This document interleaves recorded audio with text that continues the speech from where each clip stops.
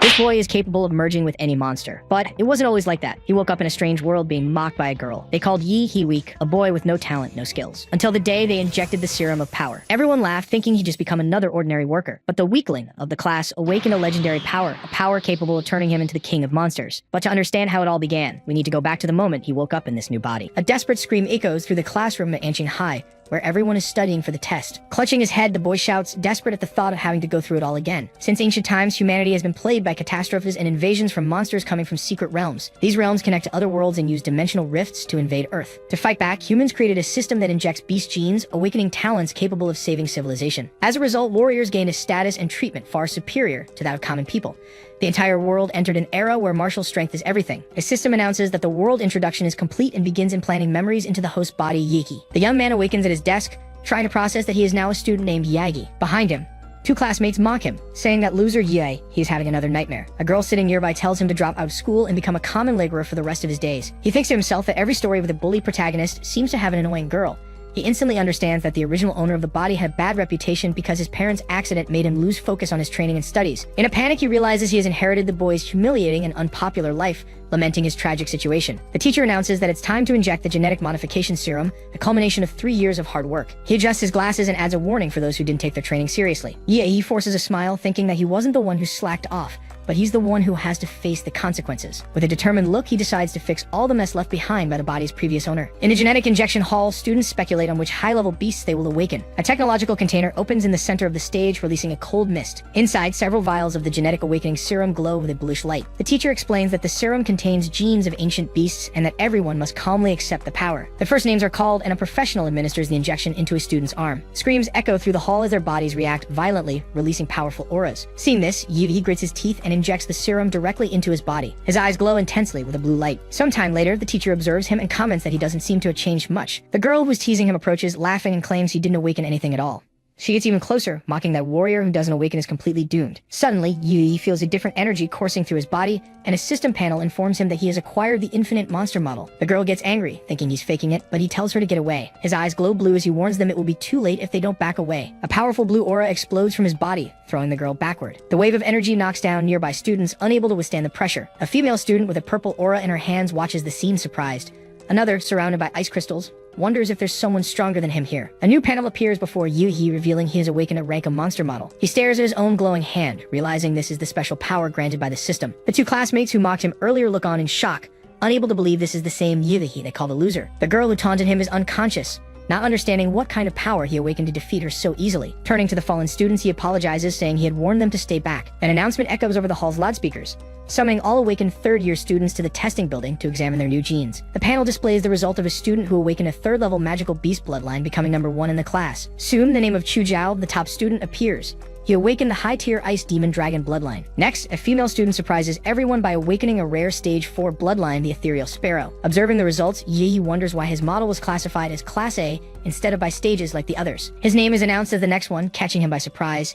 As he notices the stares around him, he understands that everyone only admires the strongest, confirming that martial power is everything in this world. The strongest student walks confidently to the testing pod. In the audience, students comment excitedly, recalling the incredible pressure Yai he released moments earlier. Even a class of #1 student stares at him, recognizing he might be looking at someone promising. The result appears on the panel, showing only that Yuri is a Stage 3 martial disciple with an unknown bloodline. The crowd erupts in laughter, mocking his low level and calling him a loser. He leaves the testing area in silence, having already expected this. He confirms to himself that the device couldn't detect his model. At that moment, the system displays an upgrade guide, explaining that new monster models can be obtained by completing missions. A confident smile appears on his face as he realizes the true potential of his power. His eyes begin to glow again with the idea of conquering infinite models and becoming the true king of monsters. In the teacher's office, the master questions Yivehi's decision to study at home for the college entrance exam. The boy insists, explaining that he's fallen too far behind and needs special training to catch up. The teacher advises him to prepare to repeat the year since his foundation is too weak to pass the exam. With a sincere look, he begs for a chance, and the master finally gives in. Afterward, he walks alone toward the Ancient Warrior Center. Inside, he analyzes the money he has and considers his two options for increasing his power. Examining the system data, he wonders why his compatibility with the monster template is only 3%. The answer appears. His template absorbed the power of the genetic awakening serum. Realizing he can strengthen his templates with reagents, he decides he needs to buy more serum. Using his student ID at a terminal, his eyes widen in surprise. He can feel the aura and bloodline of every warrior around him because of his new vital magnetic field. The template, named Demora, picks up the life signals emitted by every nearby creature. An uncontrollable desire to fight awakens within him, promising to show the world what it means to be the king of beasts. Suddenly, a hand lands on his shoulder, pulling him from his thoughts.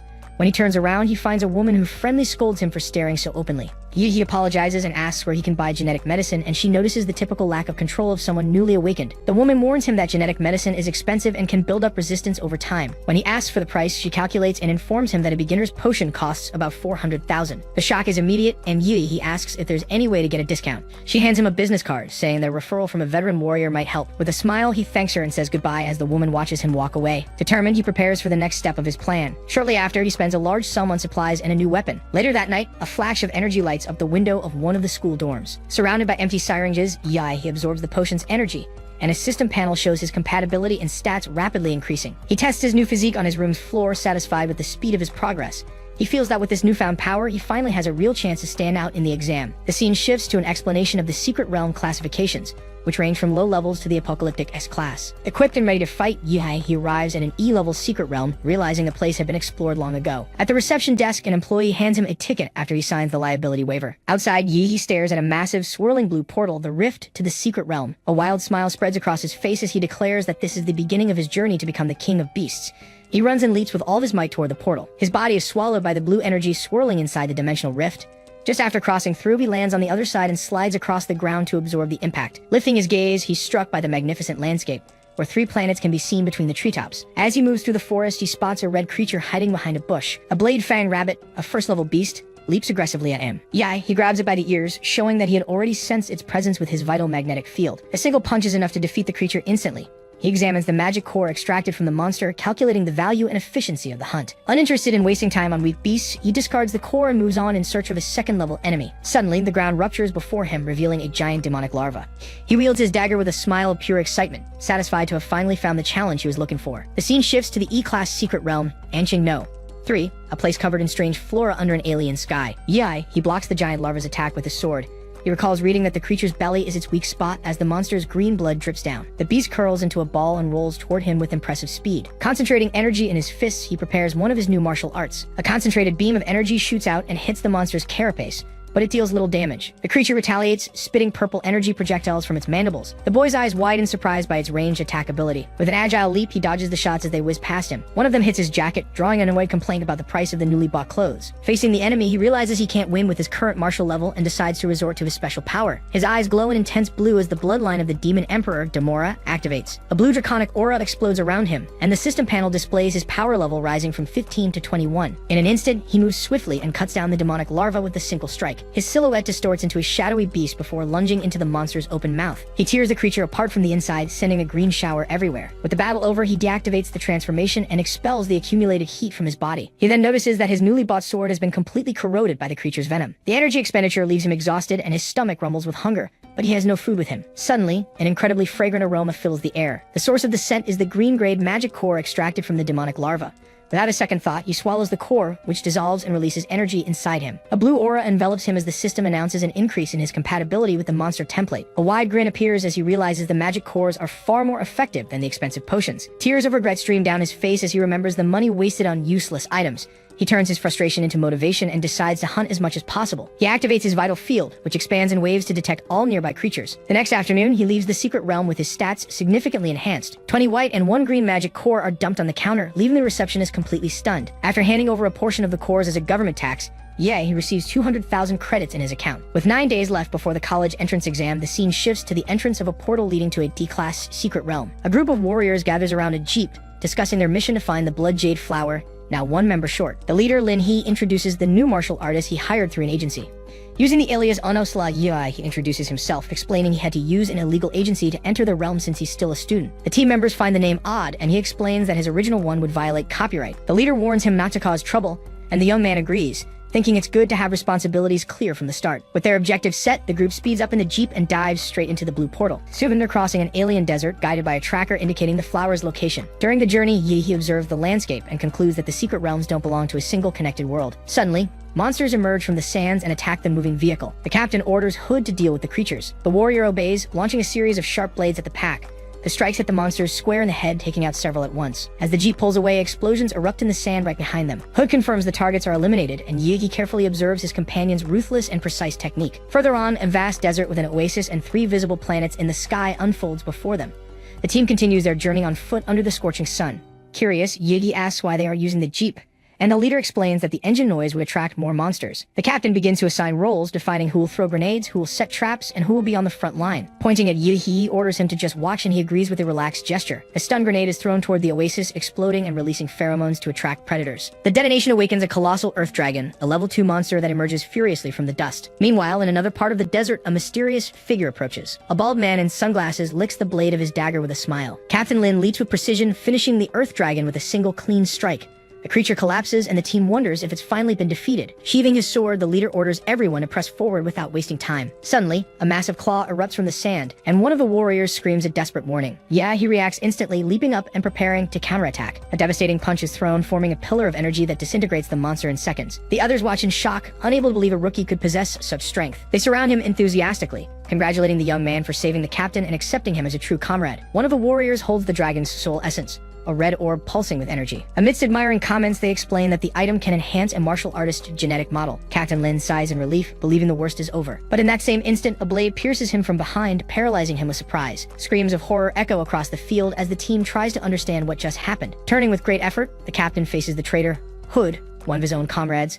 With a cold smile, the traitor reveals his motive is simple: to get rich. From the shadows emerges a bald man in dark sunglasses. Hu Feng, his accomplice. One of the warriors recognizes him as the thief who attacks martial artists inside the secret realms. Poisoned and dazed, the captain realizes the traitor already knew the flower's location before the mission even began. With a steady gaze, he deduces that the information was transmitted by the darts Hood used earlier. The traitor praises him for being sharp, mocking him for risking his life instead of studying for college entrance exams. With a smirk, Yi replies that the title of top student is already his for the taking. Irritated by the taunt, Hood furiously throws his daggers. A blue glow appears in Yi's eyes as he retorts that the bald guy giving orders is the truly arrogant one. Energy condenses in his hands, forming an incandescent blue sphere. In a firm voice, he declares that it's time to take out the trash. Hu Feng watches with an intrigued smile and orders them to bring him the boy. The traitor charges forward, launching a series of flaming blades. Yi responds by creating a spinning shield of blue flames, blocking every strike amidst sparks and heat. The collision kicks up a cloud of dust, and one of the survivors warns that the traitor has vanished from sight. In the blink of an eye, Hood reappears in the air and unleashes a powerful kick.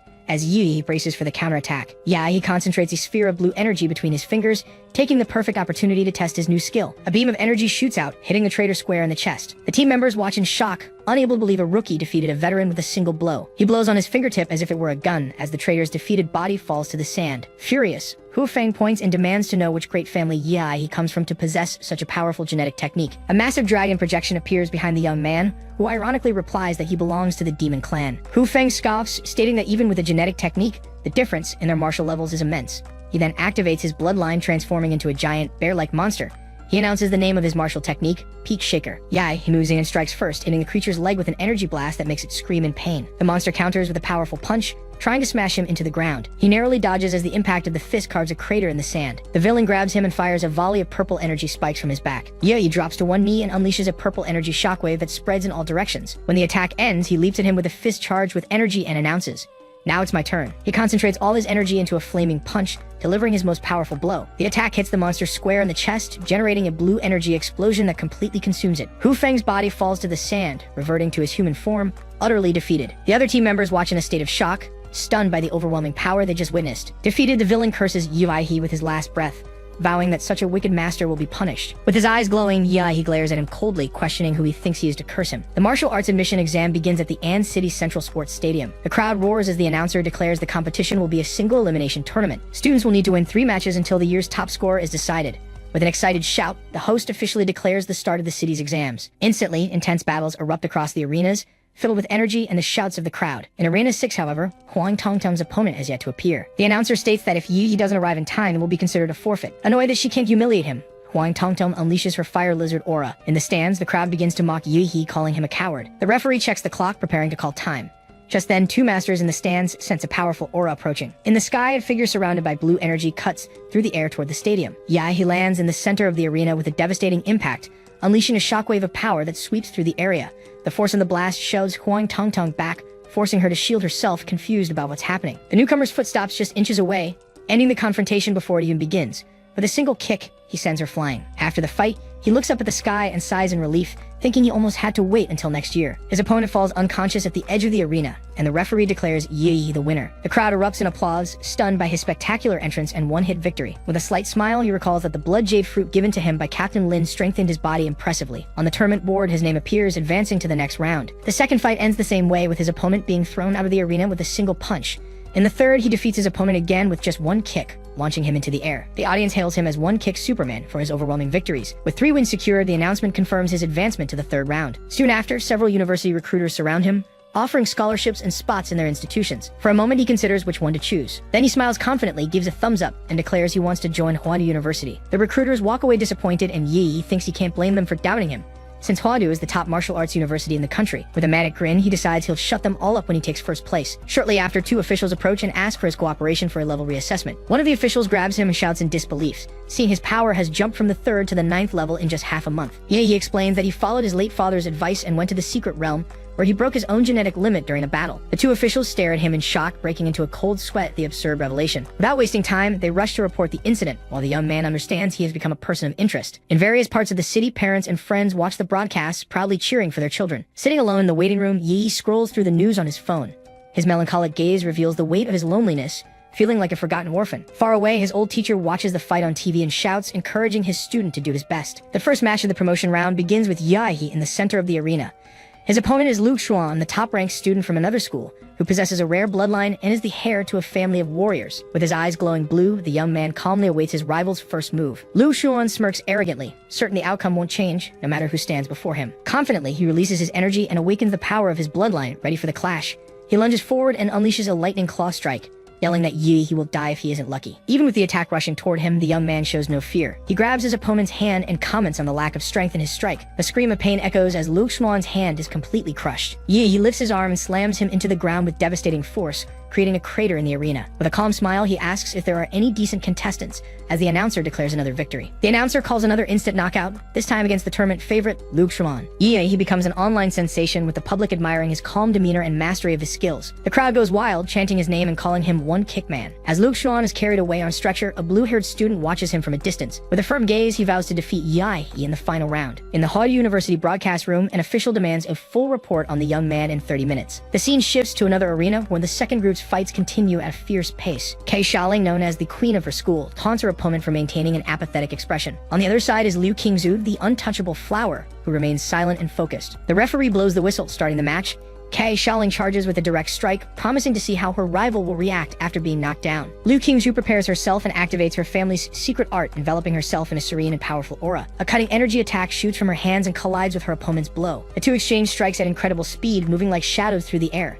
Liu Qingzhu scolds her opponent for not fighting seriously and counters with a flaming kick technique. In a swift move, she traps her adversary's hand within a rotating current of air. Kai Shaoling panics as she realizes she's trapped and can't break free. Seizing the opportunity, Liu Qingzhu unleashes the primordial chaos finger, an advanced-level martial technique. The announcer shouts in surprise, unable to believe a high school candidate has mastered something so powerful. Cornered, Kai Shaoling activates her bloodline, summoning the image of a flame tiger behind her. The manifestation takes form and charges ferociously at Liu Qingzhu. With a wild look in her eyes, she challenges her rival to show her legendary ethereal phoenix bloodline. Liu Qingzhu remains calm and replies that what she's already shown is more than enough. Furious, Kai Shaoling unleashes even more power, screaming that no one beneath her level can challenge her. The 2 collide in the center of the arena, one wielding fiery claws, the other guiding pure energy. Liu Qingzhu moves like a phantom, effortlessly dodging the attacks and counterattacking from below with a devastating kick.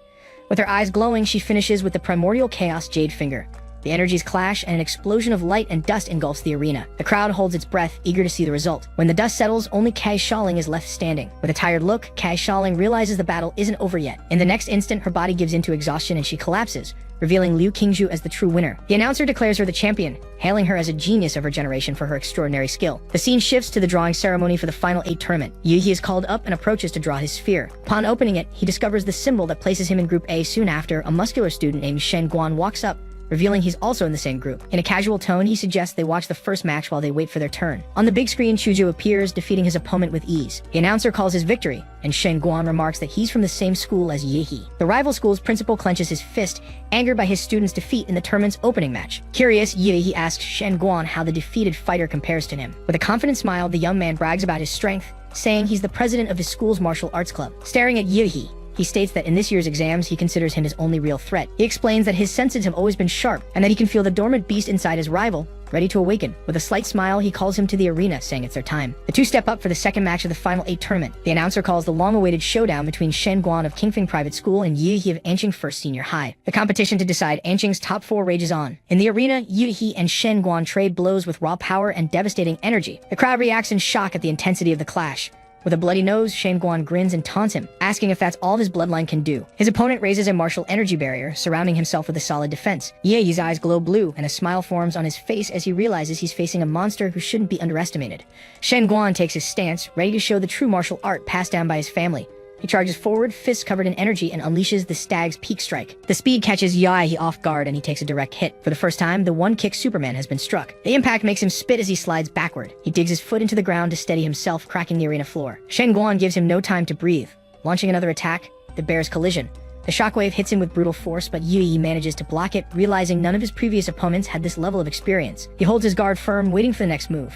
Shen Guan grabs him, revealing he can not only inject his martial energy, but also lock down his opponents. He then throws him into the air with the ape's toss. Behind him, the aura of a fire tiger manifests, roaring fiercely. With muscles tensed, Shen Guan leaps toward his target with the tiger's pounce. In midair, the strike evolves into the eagle's dive, hitting Yi with devastating impact.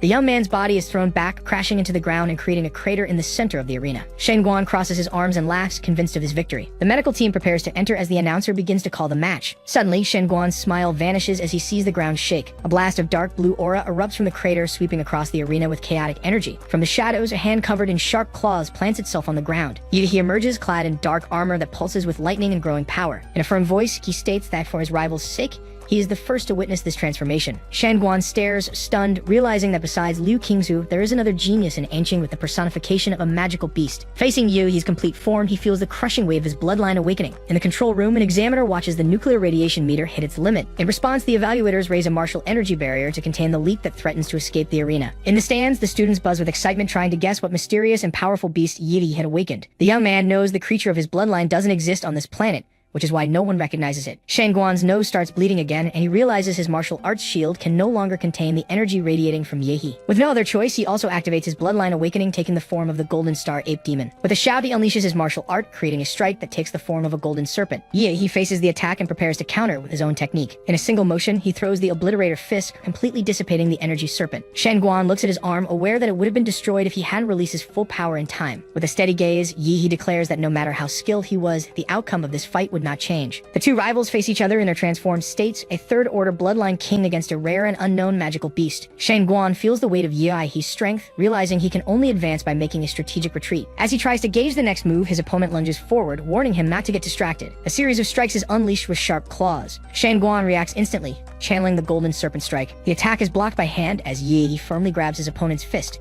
In an instant, he reveals that his real target is behind him. The tail slices through the air towards Shen Guan's back.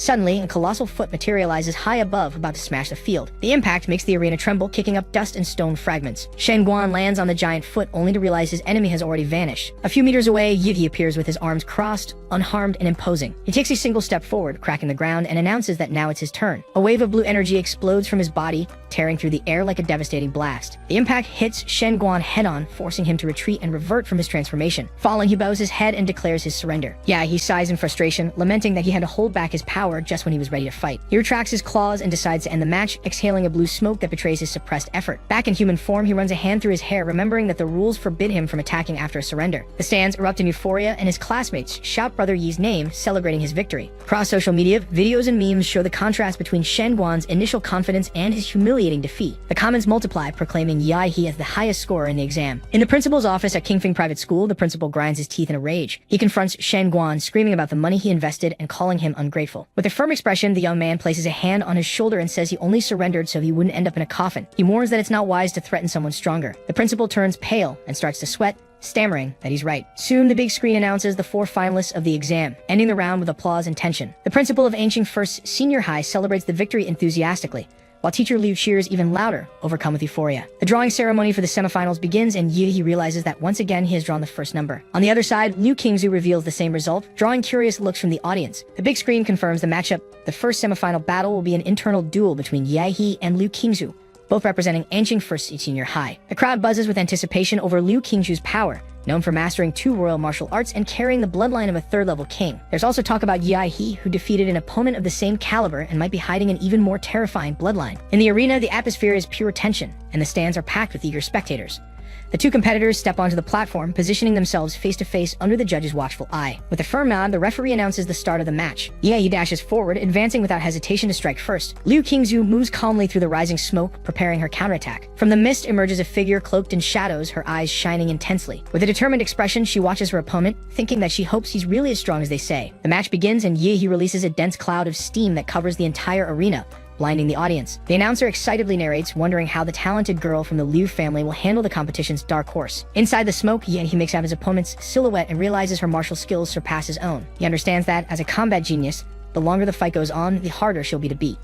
He decides to go all out from the start and prepares the Mountain Prison Fist. Liu Qingzhu raises an energy barrier, assuming he'll use the move to force her on the defensive and create an opening for a counterattack. But the young man moves unexpectedly, launching a long-range sweep kick. As she leaps back, she realizes he didn't use a fist technique as announced, but a steel whip. Angered by the trick, she awakens her bloodline and roars. She charges forward with a straight punch, and the spectators react, accusing him of fighting without martial ethics. The tactic breaks Liu Qingzhu's rhythm, putting her at a disadvantage. He keeps up the pressure, giving her no room to react. She channels her martial energy and forcefully repels him. His hand transforms into a claw, and he warns her she won't escape so easily. He launches himself through the air, delivering an energy-charged strike. Liu Qingzhu tracks his movement and manages to jump away, narrowly dodging. She immediately counterattacks, causing an explosion that shakes the arena floor. Suddenly, Yi appears before her, shouting for her not to run away. The sequence of attacks is brutal, forcing her further and further back. While trying to defend, she notices her opponent's absurd strength and remembers her 2 secret techniques, the defensive floating shadow and the offensive Hunyuan Jade Finger. She realizes she's being pushed to the edge and won't have time to use either technique before falling. With a steady gaze, she decides to use her last resort. A purple feather shrouded in dark energy materializes in her hand. His face fills with surprise as he recognizes the object. She reveals her final trump card, an eye-like artifact pulsing with immense power. She activates her bloodline's awakening, the ethereal bird. A colossal bird appears in the air, its purple wings expanding and shedding feathers of pure energy, leaving the boy in shock. Surrounded by her aura, Liu Qingzhu floats, revealing her awakened magical beast bloodline for the first time. Purple energy gathers in her palm as she warns Yi to be careful, saying she can't control her power in this form. The young man smiles confidently and replies that it's better this way because now he can also fight with everything he's got. Suddenly, he feels feathers hitting him from behind and instinctively turns around. Before he can realize it, his opponent is already in front of him, unleashing the mysterious Hunyuan Jade Finger art. He retaliates with a shout, preparing the atomic explosion fist. The 2 techniques collide, releasing an explosion in the center of the arena. The crowd covers their eyes, blinded by the intensity of the impact. The shockwave sends Liu Qingzhu flying, a scream torn from her as her body is thrown through the air. Astonishment fills her face as she feels the enemy's overwhelming power. Through the smoke, Yi emerges transformed, his body now covered in dark armor crackling with blue lightning. A savage roar echoes, revealing the monstrous form he had hidden until now. The first semifinal of the exam erupts in a blast of blue lightning that engulfs the arena. Liu Qingzhu feels the dangerous fluctuation of energy and realizes the situation is about to spiral out of control. In his beast form, he concentrates an absurd amount of power. The protrusions on his back glow, gathering energy for a devastating blow. The power flows to his mouth, which begins to crackle with electric bolts. He fires a colossal blast of energy, the dreaded Godzilla's breath. Liu Qingzhu wraps her body with her wings, bracing for impact. She uses them as a shield, channeling every bit of energy to sustain her defense. Her eyes glow as she activates a latent ability, determined to resist. The beam hits her barrier in a blinding explosion. With great effort, she manages to redirect the attack using the feather deflection technique. The breath is deflected and shoots toward the ceiling, cracking the structures. The audience panics as they see the uncontrolled energy raining down on them. At the last second, a golden honeycomb-shaped barrier rises to protect the crowd. The beams ricochet around the arena, creating a chaotic spectacle of light and destruction. Shrouded in a golden aura, Mayor Huang, King of Anqing, appears, floating above the arena. With a firm gaze, he declares that on this day, the strongest champion in the city's history will be born. The announcer shouts in relief, thanking the mayor for saving the audience. Amidst the debris, blood drips, forming a puddle on the cracked floor. Liu Qingzhu remains standing, wounded and exhausted, her clothes tattered and her wings weak. Her face shows astonishment as she realizes her defense was shattered by a single blow. Doubt eats at her. Can she really defeat him? A memory surfaces. A young Liu standing before the ancestral tablets, being told she is the family's hope and that she cannot fail. Another memory overlaps. Her mother's voice, saying she dedicated everything so her daughter could revive the Liu name. The pressure suffocates her, her mother's gaze demanding that she keep winning, not just in the exam but always. Back in the present, she breathes heavily and faces Yahe. Her opponent is shrouded in an intense blue aura, his body vibrating with power. She silently admits that he is truly strong. She thinks it's only natural that she can't beat someone like him. With a tired face and a glint of resignation in her eyes, she urges him to end the fight quickly. She moves forward in a final motion and lands a direct blow on her opponent's chest. Surprised and with fear on her face, Liu Qingzhu asks why her opponent didn't dodge. His blue gaze remains fixed on her, serious and firm, as he asks where her fighting spirit from before has gone. Her eyes widen in confusion. The intensity in his gaze grows. He asks if she even truly looked at him during the fight. With his fist cloaked in energy, he shouts that he will win this title fair and square. Liu Qingju's purple eyes gleam, still confused by his words. In a sudden advance, he lands a direct punch to her face. His voice is firm as he warns her to face him seriously. The assault continues, fast, precise, merciless strikes. Between the impacts, the girl complains, saying he's cruel for attacking her like this. She screams, asking why he insists on fighting when she just wanted to hand him the victory. The final blow sends her flying amidst an explosion of energy. In midair, she protests that he shouldn't hit a girl in the face. He shows a satisfied smile. He says this is much better and taunts her to fight for real as she doesn't want to get beaten up. Rage fills her eyes. A roar echoes as she unleashes all her power in a blast of purple energy. Her body is engulfed in mystical flames. The art of ignition awakens. In her full magical beast form, she declares that she will defeat him with all her might, exactly as he wished. In the air, Liu Qingju floats with her wings spread, staring at her opponent. He grins, excited. He says that now that she's revealed her true form, things have finally gotten interesting. His transformation begins soon after. The dark armor completely envelops him, sparking with bluish lightning. In a firm tone, he states he can't let his guard down. His power combines the Demura model with Kaigong, creating a nuclear-like combat body. In his complete form, he challenges Qingju to a good fight. She concentrates purple energy in her hands, preparing her next strike. A gigantic tornado forms ahead, the rending hurricane, which charges forward, leaving a trail of destruction across the arena. He breaks through the whirlwind with an explosive fist, shattering the energy flow. The warrior responds with a devastating sonic scream that spreads in waves through the air. The two powers collide, and the arena is engulfed by an explosion of purple and blue light. Even after a direct hit, Yui holds his ground, resisting the force of the impact.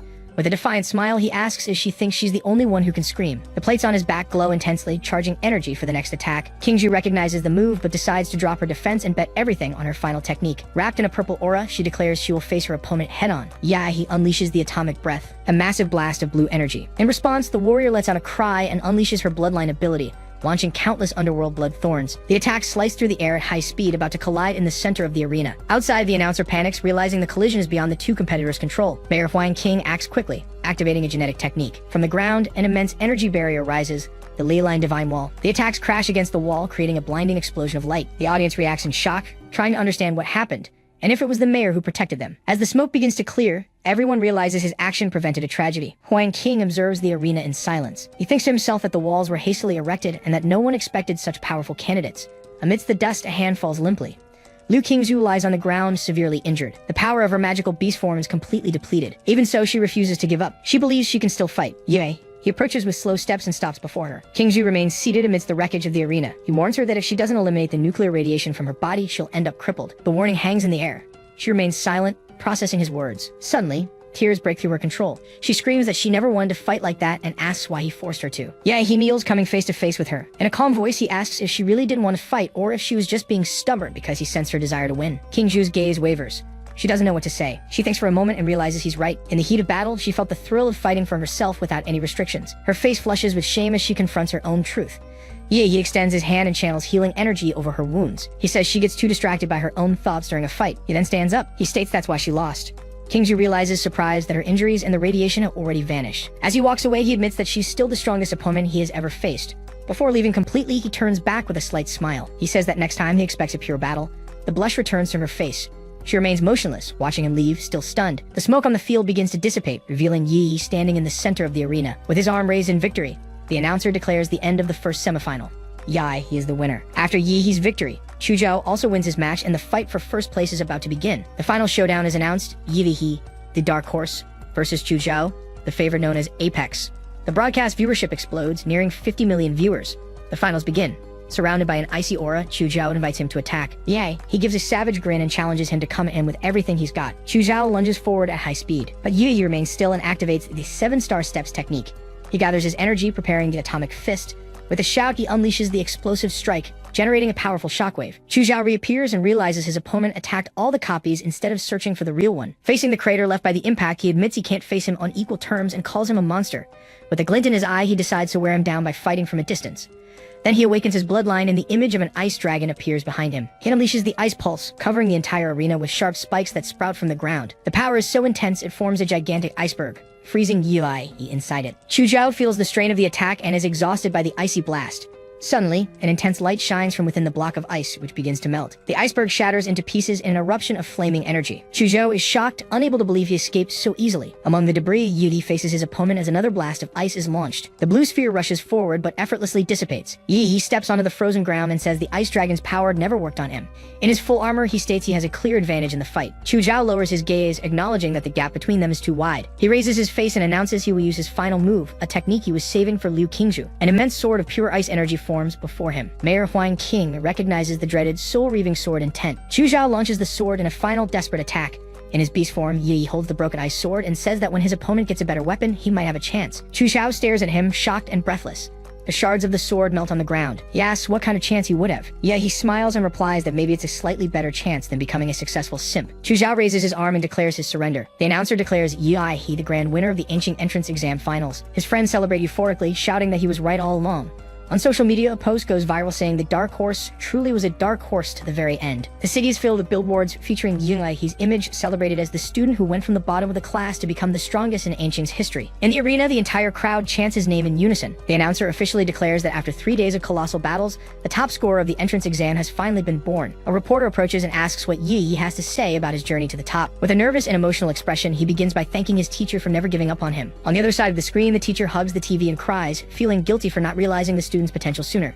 He tries to continue his speech but stops when he sees the school principal gesturing frantically in the audience. The principal enthusiastically announces that he will receive a $2 million scholarship for promoting the institution's name. With dollar signs in his eyes, Yi thanks the school and praises the principal's wise leadership. Then he raises his fist and shouts that he wants to thank himself for all his hard work and genius. A system notification appears, congratulating him on the title of top student and rewarding him with a random model ability. His blue eyes shine with surprise as he realizes the model also has an achievement system. Later, in the stadium hallway, the crowds have thinned out. As soon as Yi steps out, a mob of reporters surrounds him, firing off questions about his victory and his future. One of them even shows him photos of Liu Qingzhu and Kai Shaoling, asking which one he prefers, much to Yi's disgust. With no patience for interviews, he forces his way through the crowd and starts running down the hallways. After a while, he manages to lose them in an empty basketball court. Alone, he celebrates in relief, excited by the discovery that he can get new models through the system's rewards. Suddenly, a dark voice congratulates him on his victory.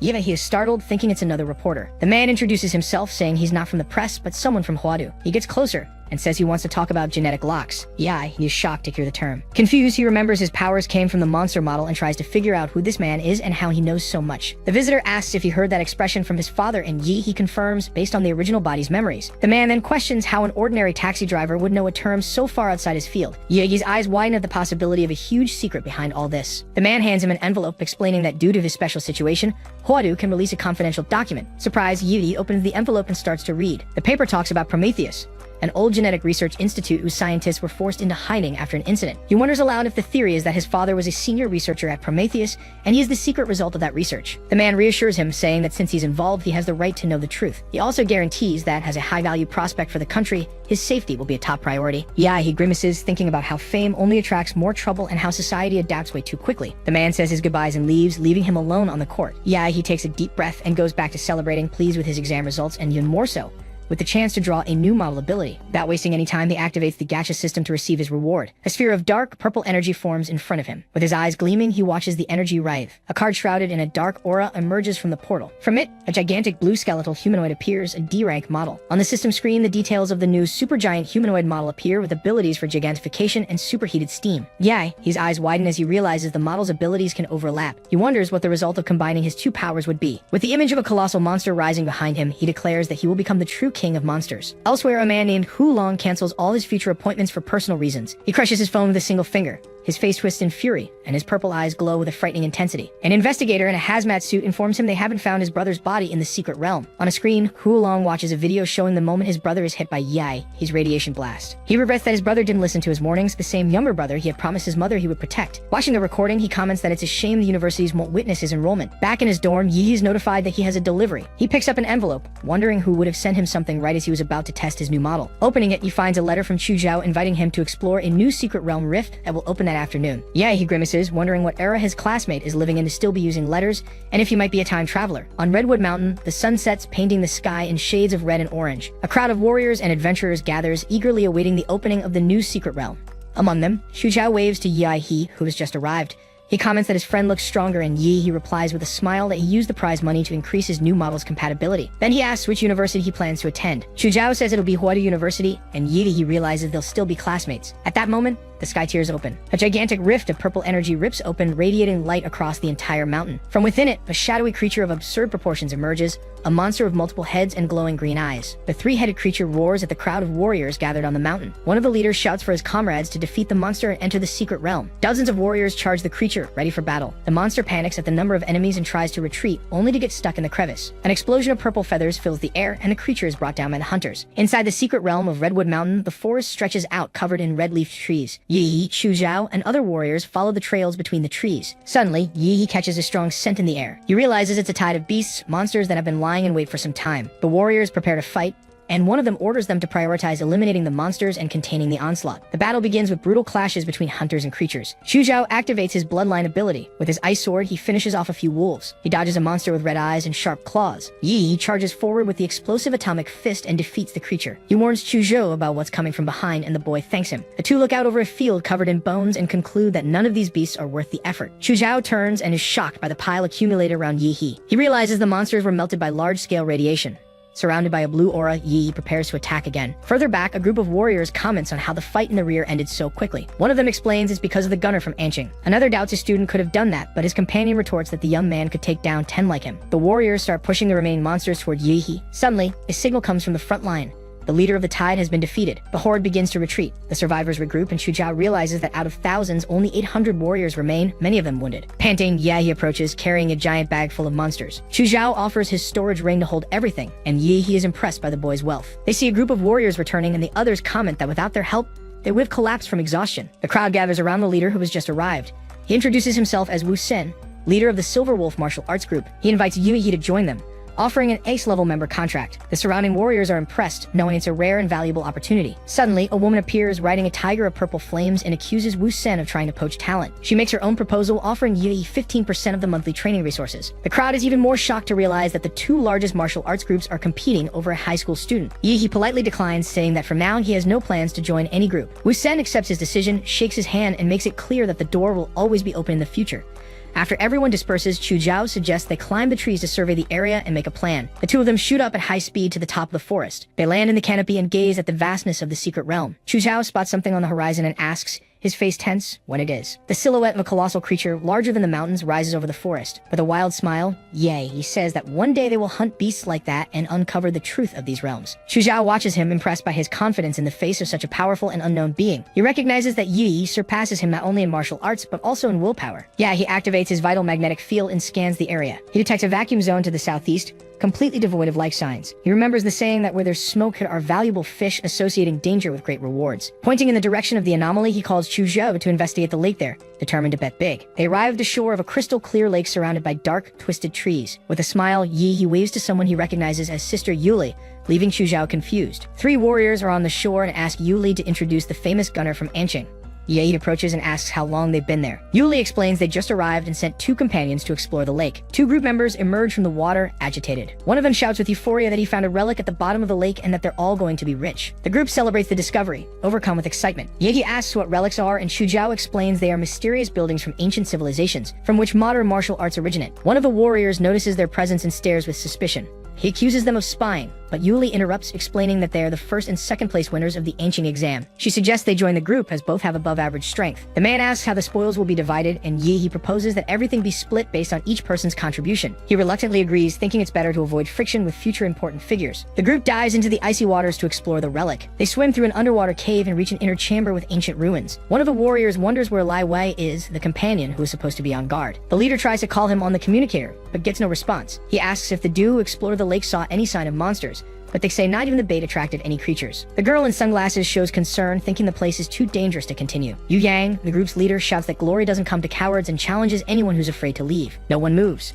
The group advances together through a narrow, dark passage in the cave. Ahead, strange footprints appear on the damp ground. Yevigi observes the scene with a feeling that something is wrong. He communicates silently with Chuzhao, pointing out that their story doesn't add up. He explains that they found the cave too quickly, as if they had a map or some hidden trick. Chuzhao suggests they warn Yuli and get out of there. He reassures him, saying he has an ace up his sleeve. The group arrives in a cavernous chamber filled with green vines and tentacles. They find the skeleton of a beast and a dull monster core, realizing that all the creatures in the place were devoured long ago. Yuli approaches Yu Yang and questions him about the relic he mentioned. One of the women in the group points upward, terrified. Lai Wei's body was trapped in the vines. Yuli and the other girl stare at the scene, horrified. Yu Yang collapses to his knees, screaming about the missing relic. Another warrior panics upon seeing vines growing on his body and warns the others to run. He is struck as an eruption of green tentacles occurs.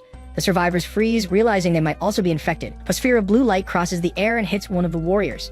He vanishes instantly, and everyone is in shock. Yahello watches, impressed by the monster's intelligence. He realizes the creature used one of the warriors' data as bait to lure new prey into its territory. Tentacles emerge from the water and block the passage they entered through, cutting off their escape route. Chuzhou recognizes the creature from his studies, the Phantom Demon Vine, a second-level king-class beast. Yuli panics at the revelation, but Yu Yang furiously shouts that he doesn't care about the level and tells everyone to pulverize the thing. He gives an insane smile and declares that he came to defeat it. A colossal explosion shakes the chamber. A muscular man emerges from the smoke, and the warriors recognize him as an 8th-level combatant. He stares at the man with irony and asks if anyone is still rooting for him. The warrior explains that after hearing about the use of nuclear radiation, he knew Yuli. He would be in the secret realm and started following him. He reveals that he tracked him to the cave but was blocked at the entrance. With a confused look, he asks who he is since he's never seen him before. The man gets angry, yells at him to stop pretending, and lunges forward to attack. The monster's vines wrap around his body, and he realizes he's been lured into the creature's lair. Angrily, he wonders if this was all part of Yui's plan. As he fights the energy-draining vines, he curses for falling into a trap, leaving Yui even more confused. Furious, he unleashes an explosion and shouts that his real target is Yahello. The force of the detonation makes the entire cave shake and begin to collapse. Yuli screams in terror for everyone to get out of the way. He activates his giant model, and a blue aura with electric sparks envelops his body. He throws a devastating punch, and shockwaves ripple through the water. The blow shatters the cave wall, opening an escape route. He grabs Yuli and orders her and the others to leave first. The 8th-level warrior unleashes his soul-damaging sword Intent, determined not to let Yahello escape. Chuzhou appears in front of him and blocks the attack with his ice blade. He warns that as long as he's there, no one will touch Yahello. The man laughs with contempt, finding it impossible that such a weak blow could hit someone of his level. Suddenly, Yahello appears behind him and calls him a chatterbox, asking where he's looking. He lands an explosive atomic fist and sends him flying. The force of the impact tears through the cave. Yahello tells Chuzhou to get out because the enemy is too strong for him right now. Chuzhou refuses to retreat and asks to handle the opponent himself. Outside the cave, Yuli and the others see the lake water churning violently. She runs to Chuzhou, who has just emerged, and asks where Yahello is. He looks back with a tense expression without saying a word. Deep in the lake, an eruption of blue energy explodes. An ice titan emerges from the water holding the body of the 8th-level warrior. The man is severely injured, covered in burns, while Chuzhou and the others watch in shock. Outside, a massive explosion of lightning and energy erupts from the bottom of the lake, illuminating the entire area. Then, Yui emerges from the water and asks Chuzhou to lend him some clothes. Once dressed, he explains that the mysterious warrior used a plasma bomb to self-destruct. Chuzhou frowns, saying the explosion seemed much stronger than a plasma bomb, and that he saw a giant's silhouette in the smoke. Relieved to have fooled them, Yui admits to himself that he overdid it with the force and ended up destroying the enemy. But at least he got the Vine's magic core. Yuli and her group thank him for saving them and promise compensation, but he refuses. With a sinister smile, Yi tells Chuzhou that now it's time to defeat the real monsters. 3 days later, the two cross the exit portal of the secret realm. They land outside and look up, surprised by the place's transformation. In just a few days, the region has turned into a bustling small town, with transport planes crossing the skies. At the evaluation center, he throws a huge bag of loot onto the counter and tells the attendant to be careful. He smiles and warns that he brought a lot of stuff, so they'll have a hard time finishing the appraisal by noon if they don't hurry up. He starts emptying his storage ring. One bag after another piles up on the floor, forming an impressive heap. When he tosses the last bag, the appraiser turns pale at the absurd amount of goods. She stammers, asking if he's finally done unloading everything. With a sly smile, Yi confirms and urges her to hurry, saying he still has many spiritual medicines to take out. At the evaluation center, a group of appraisers examines the spiritual medicines, impressed by the rarity and value of the plants. He watches the scene, thinking that since low-quality magic cores no longer have any effect on him, he could trade them all for money. He reflects on his biggest gains: the third-level monster cores and the green core of the demonic vine. After receiving a bank deposit of over 270 million, he leaves the place in search of a buyer for his medicines. Outside, a luxury car screeches to a halt in front of him. An older man approaches and introduces himself as Lei Yushin, owner of the Ping Pharmacy, offering to buy his medicines for an above-market price. He realizes his information was leaked by the evaluation center, but accepts the offer for convenience. After the transaction, Lei Yushin bids him a cordial farewell, asking to be sought out if he finds more items in the future. Checking his bank balance, Yi sees it has surpassed 700 million, but recognizes that no amount of money can compare to his own strength. He sighs, aware that his model has increasingly high demands, and that he won't be able to supply it with money alone. Suddenly, he has an idea. There is another way to get stronger: martial arts. He reflects that although he won the exam, his combat techniques still don't match the level of true masters. Determined, he runs off toward his old school, yelling that he's going to get some gold coins. Upon arriving at the director's office, he is greeted with a cup of tea. The director greets him formally, but Yi interrupts, saying there's no need for such ceremony. He gives the director some medicinal wine, explaining it's a way to show respect for his elders. The director smiles, praising his good character.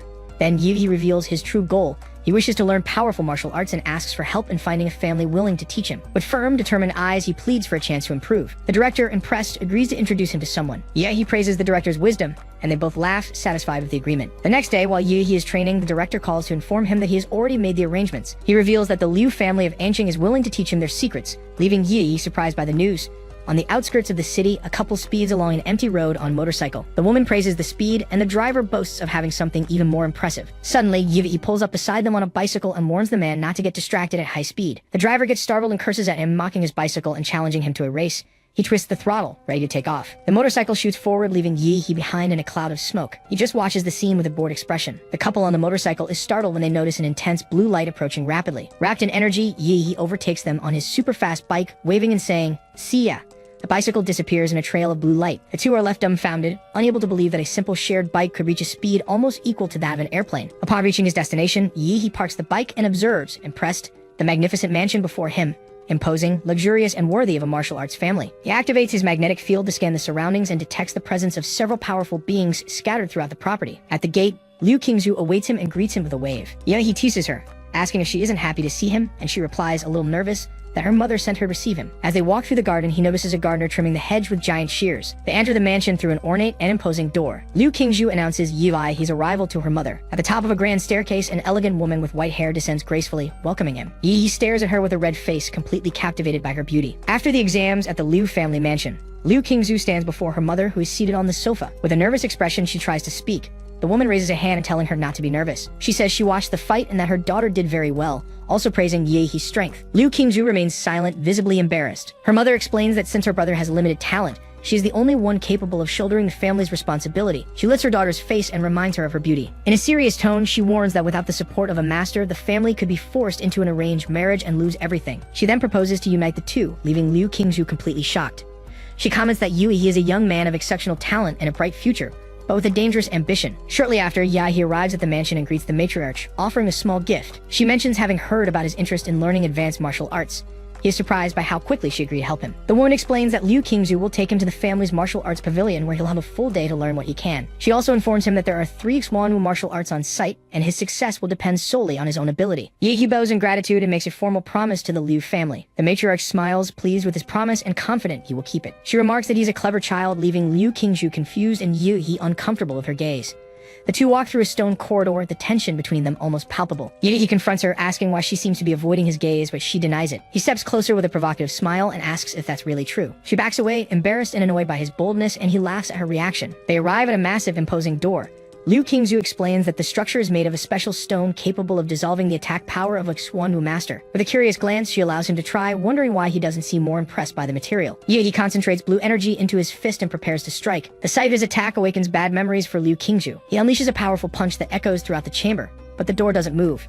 He steps back, surprised to see that not even a crack has appeared. He complains that the blow felt like it sank into mud and that over 90% of his strength was absorbed, while Liu Qingzhu laughs at his failure. She guides him inside the pavilion and explains that the martial arts are divided into categories which can be accessed with an identity card. The two proceed to a small stone room in the deepest part where they need to scan the card again to enter. She warns him that it's impossible to comprehend Xuanwang martial arts in just one day and suggests he choose something more suitable. He smiles and teases her, asking if she's worried about him, which annoys her. She approaches a panel and enters a password, explaining that the room is extremely secure. The door opens, revealing the entrance to a secret room. Inside, 3 immense vaults guard the Liu family's secrets. On one of them, the name The Devil in Flesh and Bone is engraved. Liu Qingzhu explains that the key to mastering Xuanwang arts is to sense the martial rhyme left by its creator. With a maniacal grin, Yi declares that the devil in flesh and bone is perfect for him, claims to be the one chosen for that art. The vault door opens and he steps into a dark chamber. He looks up, surprised by what he sees. He realizes the Xuanwang martial art isn't a book, but a statue. He sits before the statue, trying to sense the martial rhyme. He wonders if he's truly entered the world of the rhyme, surprised that the art is a simple statue. Liu Qingzhu explains that statues, paintings, or even utensils can serve as vessels for the martial rhyme. She reveals that only martial masters can condense this essence into objects to pass it down to future generations. She says that from this point on, everything depends on him. But he complains that she didn't explain how to learn. She simply replies that he must sense the martial rhyme, stating that if he is destined for it, he will understand. Completely confused, he stares at her, lost by the vague instructions. Annoyed, he decides to take a nap and lies down. From the observation room, Liu Qingzhu watches, frustrated by his relaxed attitude. Inside the spiritual world, he realizes his body has reverted to that of an ordinary person, but his monster template is still present. A muscular, ghostly figure appears, declaring that only a true man can inherit his martial arts. The entity challenges him to prove he is a true man of iron.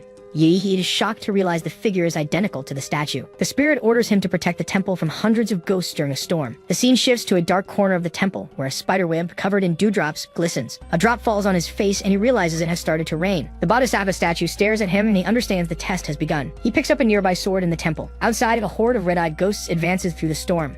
With the sword in hand, he prepares for battle. The ghosts invade the temple, rushing toward him. He cuts down the first one with a firm strike and sees the blade gleam. He realizes the test wouldn't leave him to fight unarmed, and that there must be other hidden items. He leaps through the temple, cutting down the ghosts with precision. The spirit watches everything, mocking him for daring to leave the temple's protection. He grumbles, saying he has to collect the ghost bodies every time. He expertly cuts down his enemies, moving with agility across the battlefield. A larger ghost rushes forward to attack him. He splits it with a precise strike. The statue's spirit is surprised to see that none of the ghosts can even get close to him. He realizes that his system automatically protects him in the spiritual world, making him immune to the attacks. With a shout of euphoria, he celebrates having an invincible body in this place.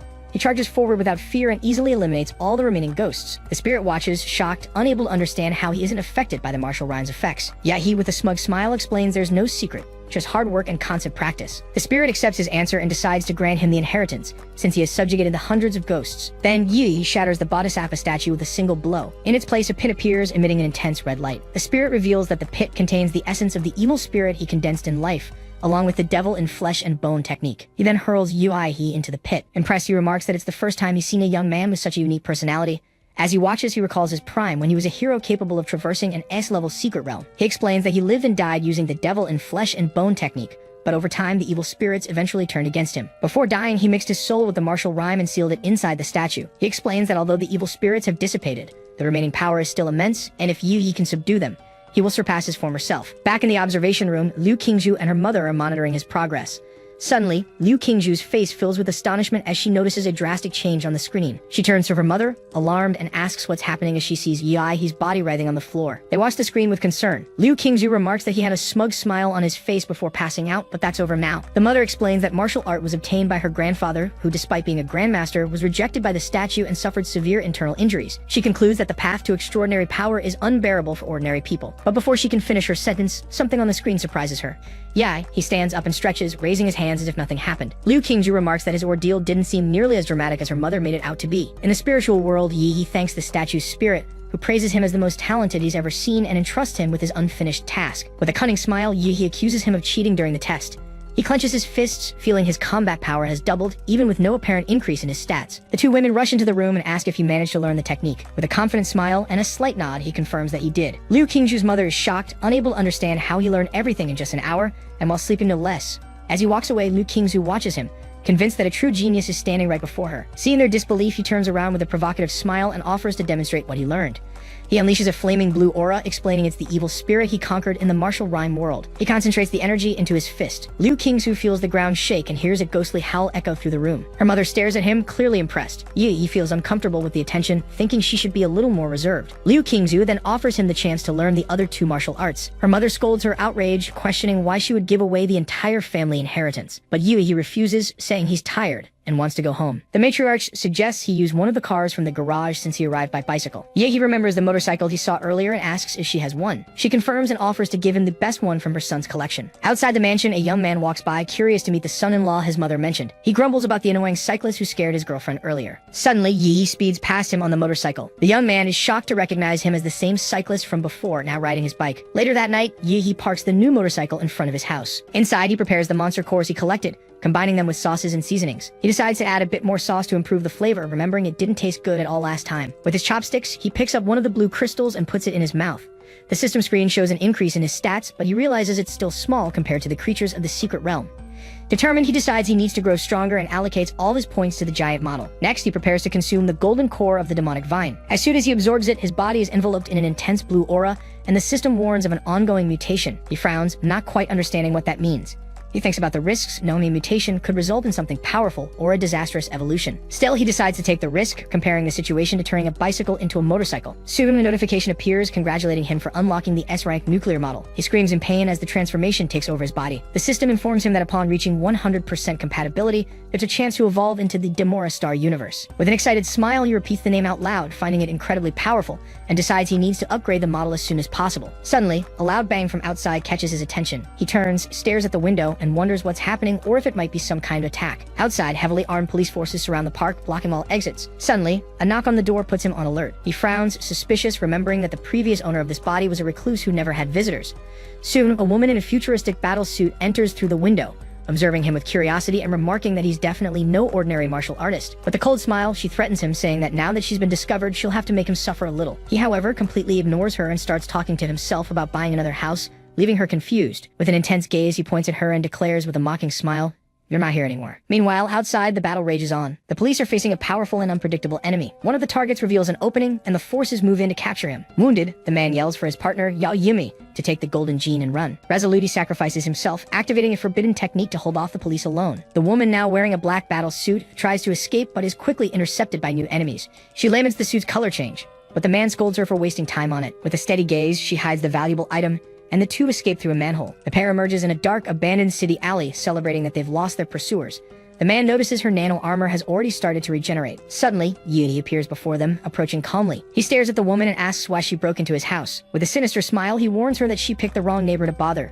Startled, the man shouts, demanding to know how he found them. He explains matter-of-factly that he can feel the nuclear radiation emanating from her body. Then he moves forward, excited to test his new technique. Demon in the flesh. The man tries to defend himself but is immediately overwhelmed by a crushing force. The blow hits him head-on, sending him flying amidst a blast of energy. He spits, gravely injured, but has no time to recover. Yugi is already on top of him again, delivering a series of fast and devastating attacks. The woman watches it all, impressed by the speed and power of his martial arts.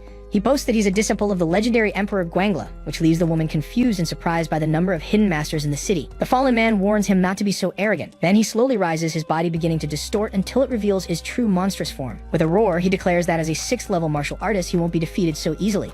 The creature stomps its foot hard on the ground, creating a powerful shockwave that cracks the pavement. Moments later, it charges forward at high speed, ready to crush Yagi, but he just smiles, clenching his fists and saying that now the fight has gotten interesting. Suddenly, the woman reappears in stealth mode, emerging behind him. She was the real attacker all along. However, before she can land the blow, he reacts in an instant, firing a beam of energy that hits her squarely. The impact sends her flying into a wall, destroying part of the structure. The monster laments his partner's failed ambush and growls, annoyed, saying he'll have to handle this himself. He faces him with a confident smile, adjusting his combat stance. The monster fires a powerful energy blast, but he blocks it with ease. Surprised, the enemy's eyes widen as he realizes how much his defensive power has increased. The creature then boasts, proudly revealing its true identity, an iron-crowned rhinoceros, and challenges him to try and break its impenetrable defense. He intercepts one of the horns with his arm, locking them in a brutal clash of forces. With a furious cry, the monster attacks again, roaring that he's going to send him straight to hell. The rhino turns toward the smoke, mocking his opponent's arrogance. He looks around, confused, unable to find Yui anywhere. Suddenly, he senses a presence and looks up, shocked. A colossal, monstrous figure appears before him, shrouded in smoke and lightning. He screams in terror, unsure if it's a demonic beast or if Yui is transformed. The giant attacks with tentacles of blue energy. The impact hurls him backward. He tries to fight back, but is hit head-on by the massive attack. The blow smashes him into the ground, creating a crater. The giant focuses energy into its fist and fires a blue, skull-shaped sphere. A system screen displays Yui's status in his ultra-gigantic form. The woman watches the battle, shocked by the overwhelming power. She regrets provoking a monster like him. She realizes she can't escape, and that if the fight continues, her partner will be defeated. She watches the giant from atop a building, preparing her next move. She launches into the air, spinning threads of orange energy around her body. The nano armor's molecular threads latch onto the giant's face, strong enough to cut through metal. She yells that even as a giant, he still has human weaknesses. The thread slices through the creature and its head slumps to the side. She lands on the ground, exhausted, unsure if she succeeded, but the body still fires a beam of energy. The woman looks up terrified as the beam approaches. She stammers the word monster before being engulfed by the light. The last image in her mind is the infinite blue globe destroying everything around her. The smoke from the explosion slowly dissipates. He, back in human form, walks through the rubble. He approaches the man's injured body. With a cold gaze, he says it's his turn now. The man glares at him, defeated, and calls him a monster. He replies that it's only fair for those who killed to be prepared to die. In the distance, police lights flash in the dark alley. The injured man decides that if he's going down, he's taking Yi with him. He reveals that the woman hid the golden gene in his room. With a maniacal smile, he warns that Yi will now be hunted forever. He cuts him off with a kick, saying he talks too much. He realizes he needs to get rid of it before the police arrive. He looks at the destroyed building and regrets going too far this time. Back at his apartment, he sits on the floor. He sends a message to Liu Qingzhu's mother, asking about the police interrogation. She advises him to lay low until university classes start, and he reassures her. He thinks it was a good idea to have given her a heads up. He picks up the device containing the golden gene. He recognizes the symbol on the object, the logo of Laserbird, a biotech giant. He concludes the pair had stolen the item and were being hunted while on the run. He remembers the man's words and understands that all the trouble has now fallen on him. Looking through the broken window, he decides it's time to move. He goes to a hotel, ready to figure out what to do next. Meanwhile, inside a secret realm known as Swan Lake, a group of warriors harvest materials from the body of a defeated beast. Suddenly, one of the members turns, startled, saying something is wrong. A wave of dark, crackling energy surges forward, consuming the landscape with roars. From the darkness, an enraged horde of demonic monsters emerges. The creatures advance en masse, destroying everything in their path. In the distance, a gigantic figure rests on a makeshift throne atop a trail of destruction. It is a 5th-level sovereign beast, a colossal wolf with dark fur and red eyes. The warriors panic, shouting to warn the military about the beast hide. The enormous wolf stares at the battlefield. Its red eye glows with power. It opens its mouth and gathers a sphere of purple energy. The creature fires multiple projectiles that bombard the ground amidst the chaos. One of the warriors screams for reinforcements into his communicator. In an instant, his arm is gone and the call for help is lost. The blood-eyed sin wolf rises to its full height and lets out a devastating roar. With the roar, the horde's leader orders a full advance. The army of monsters marches toward a dimensional portal opening in the sky. On the other side, the portal appears over Anqing City. Civilians look up, terrified by the anomaly. An alert announces that the beast tide will arrive in 20 minutes. The military forces are already on the move. Soldiers march through the streets as an emergency summons calls all martial artists to the front lines. At the ancient train station, an announcement asks citizens to remain calm and orderly. During the evacuation, children and students have priority. They are the city's future. In the mayor's office, Guan King is informed that no reinforcements are coming. All cities are overwhelmed with invasion alerts. His assistant confirms that no one is coming to help as even the safe zones are focused on their own defenses. Desperate, the mayor asks if the neighboring city of Huadu can't send at least one grandmaster. He collapses into his chair upon hearing that Huadu is facing an even greater threat and has mobilized all its forces. His face etched with tension, he stands and declares that the battle for Anqing will depend on them alone. Meanwhile, at a training center, 2 fighters face off in an intense match. Xu Zhao moves in, preparing to deliver a decisive blow. The punch, charged with blue energy, strikes his opponent's face hard. The light blue-haired fighter slides back but manages to keep his balance. Xu Zhao smirks at him, praising him for withstanding the hit. After training, they talk about Xu Zhao's rapid progress, noting he's gotten terrifyingly strong in just 1 month. Mid-conversation, his expression changes. An emergency alert flashes on the city panel. His friend shows him the evacuation order on his phone, which prioritizes students and asks if he plans to leave. Xu Zhou calmly replies that his friend with his talent is the one who should flee to safety. The other grins, excited, saying that if they're staying, there's only one thing left to do. Meanwhile, at the Liu family mansion, the sky takes on an ominous red hue. Liu Qingzhu approaches her mother, Qinlan, and says she wants to join the defense forces. Qinlan explains the desperate situation, saying their chances are slim and that her daughter's life belongs to the family. Liu Qingzhu lowers her gaze, silent for a moment. Then she turns and firmly states that a family of martial artists who won't fight monsters doesn't deserve to survive. The sign on a nearby commercial building shakes violently. In another room, Qinlan announces they are leaving the city and asks about the boy, Yehi. She decides to send him a message, letting him choose his own destiny. In the secret realm of Swan Lake, veteran warriors and volunteers gather on the front lines. Trading taunts and words of encouragement, they recall past battles as they prepare to fight together once more. Weapons in hand, the army of city defenders advances as one against the tide of beasts. At the kingdom's entrance, a massive military fleet forms the last line of defense with orders to hold their position at all costs. Mayor Huang King explains that the vanguard, made up of the city's best warriors, must collect data and return alive. Suddenly, his eyes widen at the sound coming from the portal. A single, gravely wounded soldier stumbles out. He collapses at the mayor's feet as medics rush to his aid. With a mangled hand, he hands over a flash drive containing all the battle data. The mayor takes it and desperately asks where the others are. The soldier confirms they all died in combat. In agony, he screams that the tide of beasts crushed everything, leaving no trace behind. With his last breath, he warns of a black ape that lured them into a trap. At that moment, a gigantic mass of black crystal bursts through the dimensional portal. The mysterious object smashes into a downtown building, causing a colossal explosion. Boulders rain from the sky, crashing down on streets and vehicles. Mayor Huang King realizes the bombardment is targeting the defensive mines beneath the tower. The mines detonate in a chain reaction, destroying the unfinished structures. Amidst the fire, a soldier shouts orders to retaliate with full force. The mayor watches his soldiers counterattack, trying to remain calm. He quickly concludes the monsters are using long-range tactics, something unusual for them. His face twisted with fury, he curses the beasts for their unexpected strategy. A second, even larger wave emerges from the portal and advances on the city. Heavy artillery fires non-stop, trying to hold back the new threat. Through the smoke, a soldier on the ground sees a gigantic silhouette land near him. A multi-eyed flying beast roars, ready to attack the ground troops. It lunges forward, biting a soldier with brutal speed. Then a swarm of these winged monsters descends upon the battlefield. The mayor yells for them to intercept the projectiles as quickly as possible. Back in the secret realm, it's revealed the projectiles are coming from the back of a gigantic creature. The blood-eyed black ape smirks, declaring that humanity can no longer resist. In its sovereign beast form, it roars for its soldiers to advance and destroy everything in their path. The colossal creature rampages across the battlefield, crushing the defense lines as the artillery fires relentlessly. Even under multiple explosions, the monster keeps advancing, crushing soldiers and vehicles with its bare hands. From a rooftop, Yehi watches the city burn and reflects on the uncertain future. With a steady gaze, he tells himself he won't let the monsters destroy the life he fought to build. A wild smile spreads across his face as he leaps and armor begins to form around his body. Elsewhere in the city, Lu Xuan defeats 5 beasts with an energy kick and earns a compliment from his comrade. Kai Shaoling appears soon after, taunting him that low-level monsters are nothing to be proud of. Shen Guan then shows up holding a beast core, surprised to find them there. He explains that as the children of martial artists who are fighting, they couldn't just run away. Suddenly, Lu Xuan yells for him to watch out. A military vehicle is hurled at high speed towards Shen Guan. Massive destruction continues to unfold in the city. Looking up, no one can tell who managed to hurl that armored vehicle into the air. But before it could hit anyone, it was sliced by an incredibly sharp sword. The cut was extremely precise, splitting the military vehicle into 2 halves as if it were made of butter. The blonde girl, looking back, can't hide her surprise. A lower-class creature has managed to infiltrate the rear guard. They need to be very cautious if they're going to fight it. But the monster's patience is short and immediately tries to attack the humans with its fists. The young man knows he won't be able to block that easily. And before anything worse could happen, someone intercepted the creature's attack. A large blue flash struck the creature, which looked like a huge ape. But the damage from the impact wasn't enough, and the creature tried to attack again, only to be subdued once more by the strength of Yu He, who will take this opportunity to neutralize the creature.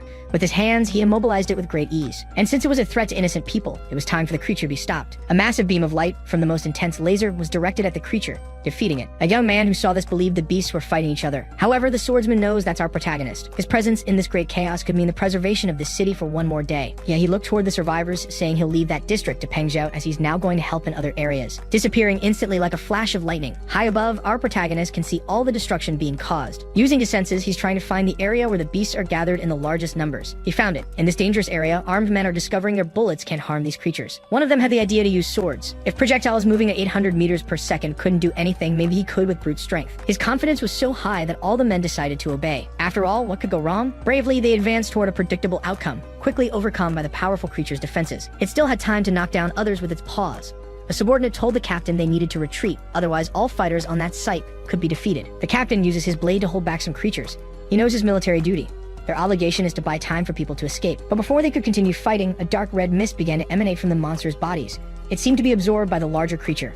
Before it could even try anything, a large blue beam like a laser struck the creature's head, taking it down for good. Other monsters in the area began to sense the approaching danger. Our protagonist charges at them all full of enthusiasm, hitting the vast battlefield like a meteor. On the other front lines, more monsters are approaching the city, but they are actually converging on a single region. A girl informed her superior that this is being caused by our protagonist. The creatures are heading toward him. Even though he is the city's last hope, the man doesn't want to leave all this responsibility in the hands of one young person. It's time to help him, and they will do everything possible to make that happen. Meanwhile, our protagonist continues to subdue the creatures with his abilities, leaving behind a large number of defeated opponents. No creature is capable of stopping him in this situation. The man who was worried noticed that our protagonist is being surrounded, and they won't let that happen. Thanks to our protagonist's presence, the morale of those fighting has been boosted.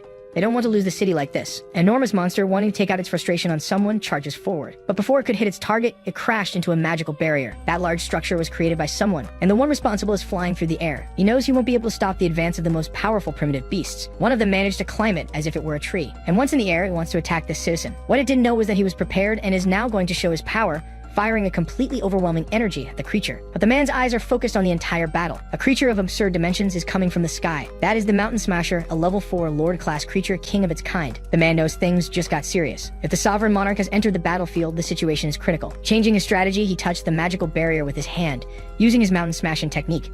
It seems to be drawing all solid matter to its center like a black hole. This man knows that enemy is resistant to earth element attacks, but he's using it for a reason. Fortunately, the creature fell right into his trap. That gravitational core transformed into a massive drill-like object, which now strikes the serpent with great force, causing considerable damage to its head. Its furious roar shattered glass and windows for several kilometers. The creature's wrath can be felt by everyone. Luckily, this man already had information about it, and so they managed to reduce the collateral damage. If it had entered the city completely, it would be very difficult to weaken it. But since only its head passed through the gate, it became an easier target. And now the man showed his skills, unleashing a great power against the serpent. Several palm strikes are being delivered. The serpent watches, terrified, as the creature is struck by the human. Thanks to this, its defeat is drawing near. It didn't happen immediately only because the serpent grew spikes on its body to protect itself from the blows. While the man looks for openings, a creature is lurking in the shadows. Finally, he realized he had been ambushed.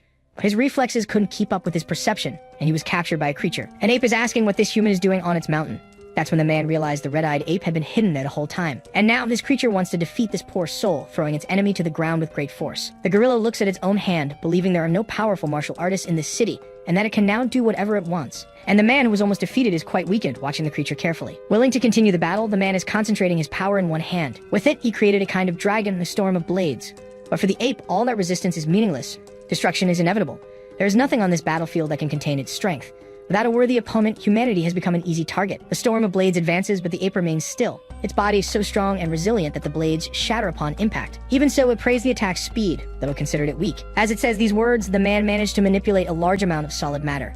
This attack, on the other hand, was much more powerful, but too slow to hit the ape, which moves with great agility among the debris. Approaching his enemy, the ape ordered the man to kneel, as it doesn't like to be looked in the eye by inferior creatures. Before he could react, the man was struck hard by the primate, but after landing that blow, the ape became thoughtful. Despite being constantly hit, the man keeps getting up, which made the ape ask why he feels no fear. Using his techniques once more, the man said the ape is still an arrogant beast, and that won't change. The forbidden technique is being used, and the ape is now trapped. Completely furious, the creature realized it had been lured into a trap. In the midst of all that earth, it is being sealed, and the debris will be its prison. As it's pulled in, the ape said the human is delusional, because that won't be enough. Since it won't be sealed forever, and when it gets out, its goal will be to attack all surviving human beings. And smiling mockingly, the man said this wasn't just any plan, immediately showing a large scar on his chest, a symbol of his devotion to humanity. Then he performed an act of extreme sacrifice. This intense scene startled the creature as it didn't know what this meant. It was unbelievable. He truly learned from his master. There was a powerful device hidden beneath the city, and the trigger was linked to his vital signs. If they stopped, everything would be over. And the creature, who was cunning, fell into despair. It wanted to believe it was all a bluff, and that the human was lying. But the man was visibly weakened, which showed he wasn't joking about this. As the mayor of the city, he had dedicated his life to its protection. And now he had finally done enough for his people. After his last words, an intense wave of energy swept through the city. A brilliant light blinded the entire scene. In a matter of seconds, a massive cloud of energy engulfed the entire horizon. An alert message was being broadcast across all digital devices. After reading it, tears began to fall from a young man's eyes. The soldiers engaged in the fight paid their final respects to the mayor. Everyone knew the sacrifice that had been made. If that cloud of energy appeared in the sky, it meant the mayor was gone. After the worst had passed, a large crater of superheated rock could be seen. Inside, it seemed nothing was left of the creature. But in the midst of it, something extraordinary was happening. An energy began to gather. It was concentrating right where the creature had been defeated. Its body was being completely restored. Its physical form was regenerating from what remained, and life returned to the creature's eyes. Still recovering, it couldn't believe it had been almost defeated by a human. Enraged at being bested, he vowed to take revenge on all the people still alive there. But being weakened, he needed to return to his domain to regain his strength. However, someone asked what he thought he was doing. It was our protagonist, who had arrived to solve the problem. The creature remembered this human well, the prodigy, and the greatest threat to the invasion. Our protagonist had finally found his adversary, even if it was a little late. Nevertheless, it was still time to act. Without a second thought, the confrontation began. But things weren't going as Yugi had wished. The primate said he was a fool, arrogant enough to attack him, and now he would suffer the consequences. Our protagonist understood the situation. If the creature ran, it would be hard to hit it with his energy attack. It was then that the primate realized the situation was far more complicated than it seemed. He was hit again by a very intense attack. Our protagonist's energy was truly threatening, and another explosion as powerful as the last erupted in that place. Some people thought it was another device, believing the mayor had planned for everything. After that, the primate's body was damaged even further. Filled with dread, he was certain of one thing. Our protagonist was a formidable adversary, because what he was seeing now was the armored titan form. He said the boy was even more powerful than him, and that not even high-level creatures possessed such energy. Our protagonist didn't like those words and prepared for his next move. Because of this, it was time to use his skills against the primate, who was slammed hard into the ground. His body was thrown far away. To our protagonist, the primate's attempts to escape were futile. Since he had nothing left to lose, the primate gathered the pride of a sovereign and launched his attack. His hands clashed with Yai's powerful fists, causing another devastating explosion. The force of that attack affected our protagonist, proving his enemy was truly a sovereign adversary. Not even in his titan form could Yi completely overpower him. Even so, it wasn't enough. The primate used all the strength he had in that last attack. He was sure he could no longer defeat this enemy. Realizing his disadvantage, he decided to retreat from that place immediately. But what he didn't know was that our protagonist was a great shot. Besides, he wouldn't let the mayor's sacrifice be in vain. He sent another of his radiant attacks against him, hitting the primate as he fled. The primate did everything to trick his enemy, even pretending to be defeated. A sign that the proud creature was filled with fear. Now, our protagonist lamented. If he'd have found the creature sooner, perhaps the mayor would still be alive. At least the primate was weakened, and his chances of escape were slim. And thanks to our protagonist's senses, he found the primate underground, firing his powerful attacks at him once more. The creature tried to escape again. He was trying to buy as much time as possible to reach the gate leading to his dimension. If it weren't for the human prodigy, things might have been different. And once again, the primate was hit by an attack. Our protagonist wasn't satisfied and wanted the primate to answer for what happened to the mayor. Now visibly damaged and holding an energy sphere, the primate said Yi was pushing the limits. He was willing to use his entire energy core to take his enemies down with him. Thanks to that, he managed to completely restore one of his limbs. It seemed to have returned to the peak of its power. With this, his goal was to hit Yai's titan form, but that blow was precisely intercepted. Even so, the damage caused by the primate was intense, and the titan form's arm was damaged, revealing great damage to the mechanical structure. Not even the primate could withstand such power. That was a bit dangerous for our protagonist, but the primate was also in no condition to fight. He was rapidly approaching his defeat. Before the final attack, Yai, he felt an intense pressure, as if he were the victim of a mental assault. That's when he realized there might be another expert in that place. Looking at the battlefield, he noticed several hands had appeared, and they were pushing the primate's body away. These shapes resembled fungi and were even growing on the joints of the Titan's body, preventing it from moving freely. Enraged by this situation, our protagonist said that wasn't enough to stop him. Now his entire body was burning with energy. Intense blue flames were completely dissolving those shapes. It was time for them to experience intense heat. The primate was close to finally crossing through the gate, but until he passed through it, the danger was still very real.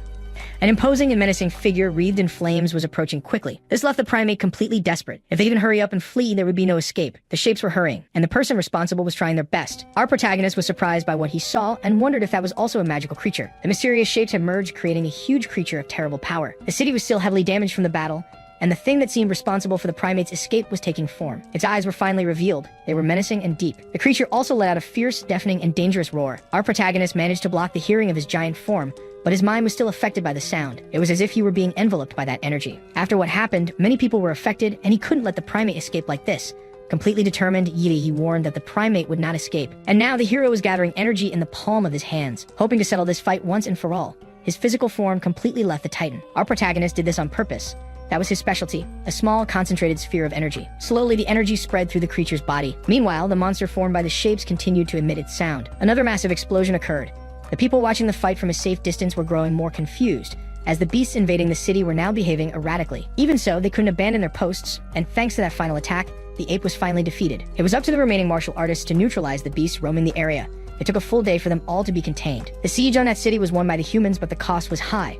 Nearly 80% of the combatants did not survive, and the place where the Swan Lake once stood was completely destroyed. Lying there was a young man who finally woke up. It's our protagonist, still very confused. He doesn't know how long he was unconscious.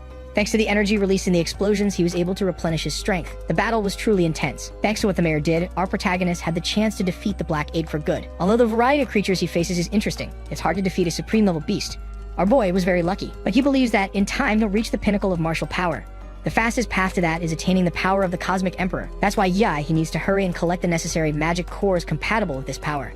Perhaps being transported to that world was his destiny. After that intense battle, a month had passed, and for the people, life had returned to normal. During the creature's siege, several cities were completely lost. A major national martial arts organization sent warriors and grandmasters to investigate. That invasion was completely unexpected. The most powerful guardian, martial artist Hongxing, arrived late and was severely injured during the battle. Our protagonist realized that humanity's survival would be a difficult road. He goes to the young woman's house with a request. Kin already knows he wants to learn her family's 2 remaining techniques. Embarrassed, our boy admits he has another request. He needs her help to obtain high-quality magic cores. She explains that plant-type cores are rare and precious.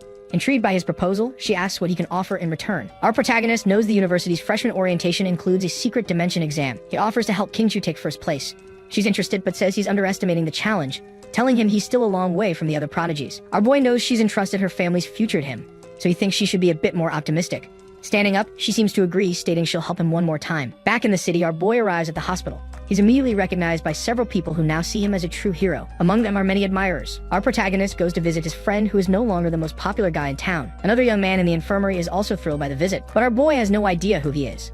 The guy's name is Xuan, and they fought once. Despite a severe leg injury, he's doing okay. Thanks to modern technology, he can get an advanced prosthetic. Our protagonist is impressed by his former opponent's courage in getting badly injured to defend the city. As he's thinking, he gets a call, and that's been happening a lot lately. His phone has been ringing off the hook. On the other end of the line, a man with a mustache is complaining that he needs to pay attention. This includes the admissions officers from the Imperial University. A special train will pick him up in 3 days to start his training. The heavily bandaged young man also gets a call. They both want to prepare for the university. The only one who isn't a top student is the one injured in the battle. But he still has something to do before he goes. He returns to the site of the massive energy impact, which is still shrouded in a toxic cloud. Our protagonist goes back, his powers activated. A dense fog is forming around him. As the Cosmic Emperor, he absorbs the energy. After his last battle, he increased his sync rate with the title by 1.5%. The residual energy here allows him to cultivate efficiently. He has been doing this for the past 3 days, but he can't stay there forever.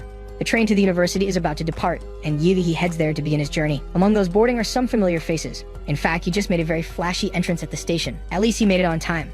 The crowd watches, impressed by the hero's arrival. His friend notes that he's definitely gotten stronger. Finally, they're saying goodbye to this great city, our protagonist's hometown. Now he must look to new horizons and head for the city of the Imperial University. Even though he can fly and has incredible abilities, he needs to take the train. Inside, he feels restless. He asks his friend if everyone here are top scorers. He learns the train is heavily guarded because it carries the most talented of the new generation. He used his senses to analyze the vitality of those people, recognizing that there are many prodigies, but only 5 of them could withstand 3 of his moves. As the journey continues, an alert sounds the train is under attack. The alert adds that the enemies are unknown. Students must evacuate their compartments and avoid conflict. Everyone on board is worried. After the recent attack, the nation is severely weakened, but our protagonist remains calmly seated. He's been training hard and just wants to rest. However, he realizes life has other plans for him.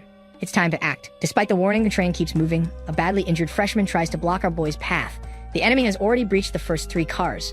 The attackers are terrifying, and they're driving people into a separate dimensional space. After hearing this, the people with our boy grow anxious. But one of them demands proof of the danger. This guy with spiky hair believes he can beat them. His courage scares some, while emboldening others. So the boy heads toward the danger, but the freshman warns him he's heading toward immense danger. Only then does the freshman realize who he's talking to. Using his vitality sensor, he detects anomalies in the freshman and asks how he knows him. The young man says a girl named Liu showed him a photo and told him to find our protagonist. She said not to let him go to the front cars no matter what. This news alarms our protagonist. He also learns she was badly injured protecting the freshman. With tears in his eyes, he vows to keep his promise, so the other's sacrifices won't be in vain. Our protagonist is furious, as the boy's words imply the girl didn't survive. And since he made a promise to her parents, he has no choice but to intervene. The freshman tries to block our protagonist, but he's met with the overwhelming power of the two. Still, he insists he's only trying to save our protagonist's life. But his persistence has reached its limit, and he's quickly subdued, getting a first-hand taste of our protagonist's impressive power, who is now rushing toward the front lines. Eventually, he came across a portal. This must be the space the freshman had mentioned. To test his theory, our protagonist throws a suitcase into the portal. There's no reaction.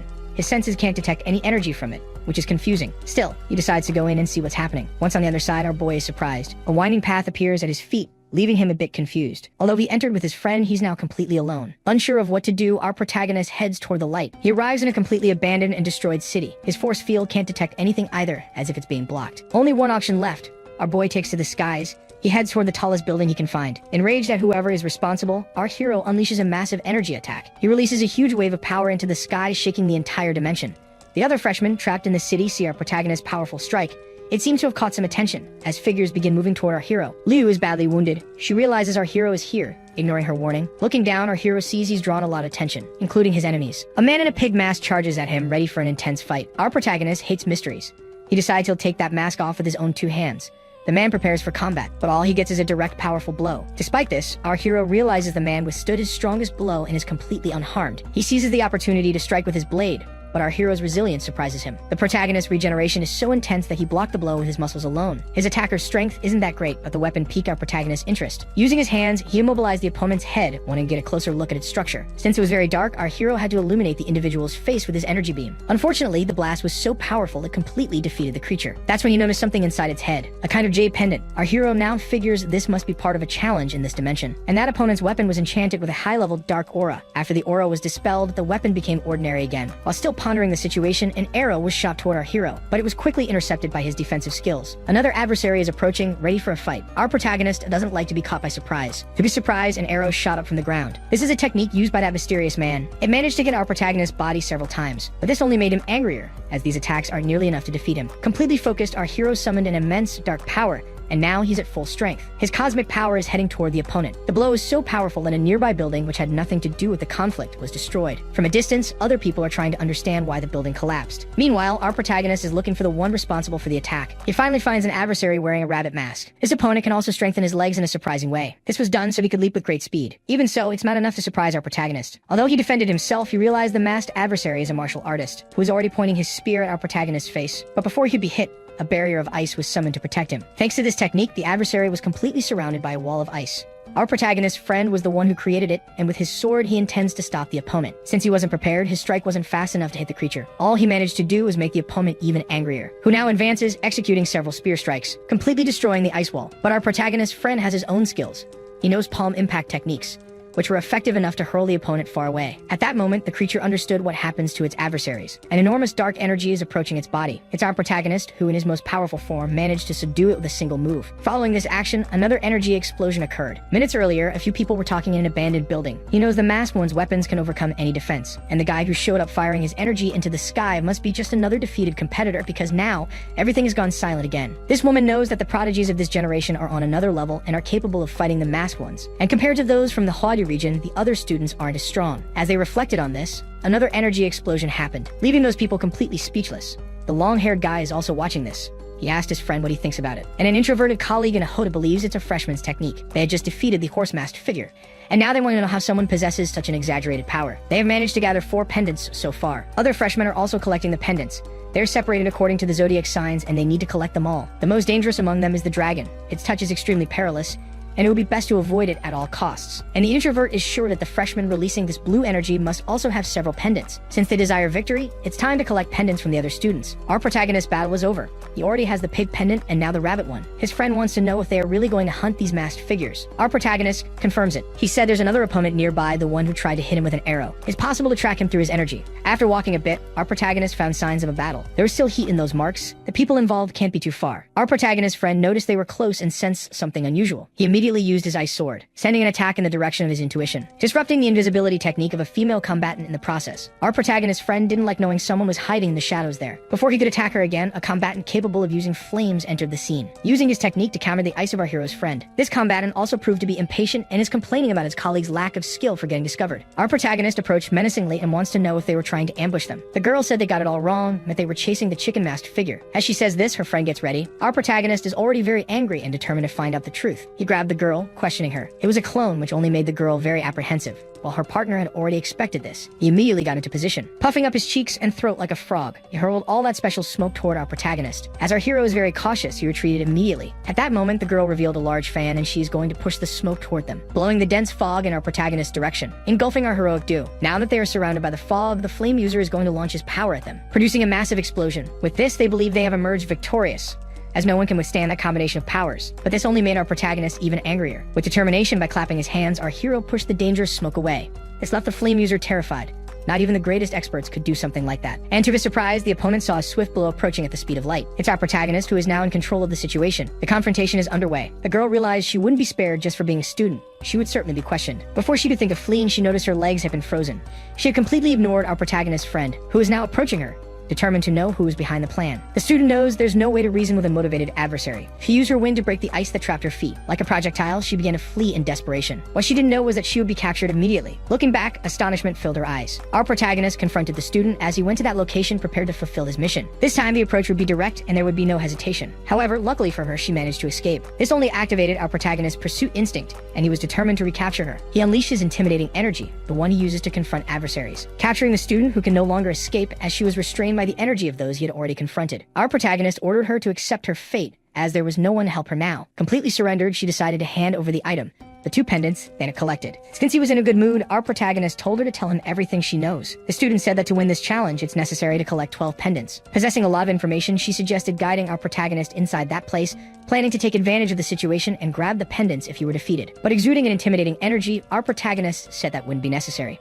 Meanwhile, in the same place, the long-haired guy and the introvert are running quickly as they want to obtain pendants. Along the way, the long-haired guy was surprised by something. There were traces of a recent confrontation in the middle of their path, and they know that participant's name was Hin Chen. A few minutes ago, this participant was walking casually, wanting to team up with other freshmen to stay in the challenge. That's when he felt a presence behind him. A masked figure carrying a sword was approaching him. This figure had 2 irises in each of its eyes. That's when the participant understood he was facing the dragon masked figure. As if in a suspense scene, the lights on that avenue began to flicker, and in the next second, he was decisively defeated. The dragon has no compassion for anyone, and he's also carrying a few pendants. Analyzing the scene, the long-haired guy can't understand how the participant was overcome, but the introvert knows it was the dragon's doing, the most powerful of the masked ones. Earlier, the long-haired guy tried to defeat him in the underground along with 20 other participants, and the only ones who managed to escape were him and the introvert. It was getting so tense, it didn't even feel like a challenge anymore. And overcome by fear, the introvert was completely paralyzed. The long-haired guy also reported that the participants' pendants were taken. The dragon might have left the underground because the freshman managed to meet certain conditions like defeating all the other masked ones. Gathering his resolve, the introvert knows he can't fight the dragon, so he wants to get other pendants as quickly as possible. He summons his great wings to speed things up. He wants to send a false signal to attract his targets and take their pendants. Flying through the air, he began to emit powerful sound waves. In that same city, a badly injured Liu is recording a diary, recounting everything that happened. She believes she doesn't have the strength to escape this situation. All she wanted was for our protagonist not to get involved in this danger too. She wonders if the participant who escaped this dimension managed to find our boy and deliver her message. While reflecting on this, she heard something terrifying, and she immediately thought she'd been discovered. In her current state, she won't be able to escape, making her a potential target for pendant thieves. The winged introvert ended up locating Liu, and it seems she has the ox pendant, which is very useful. He also knows where she's heading now.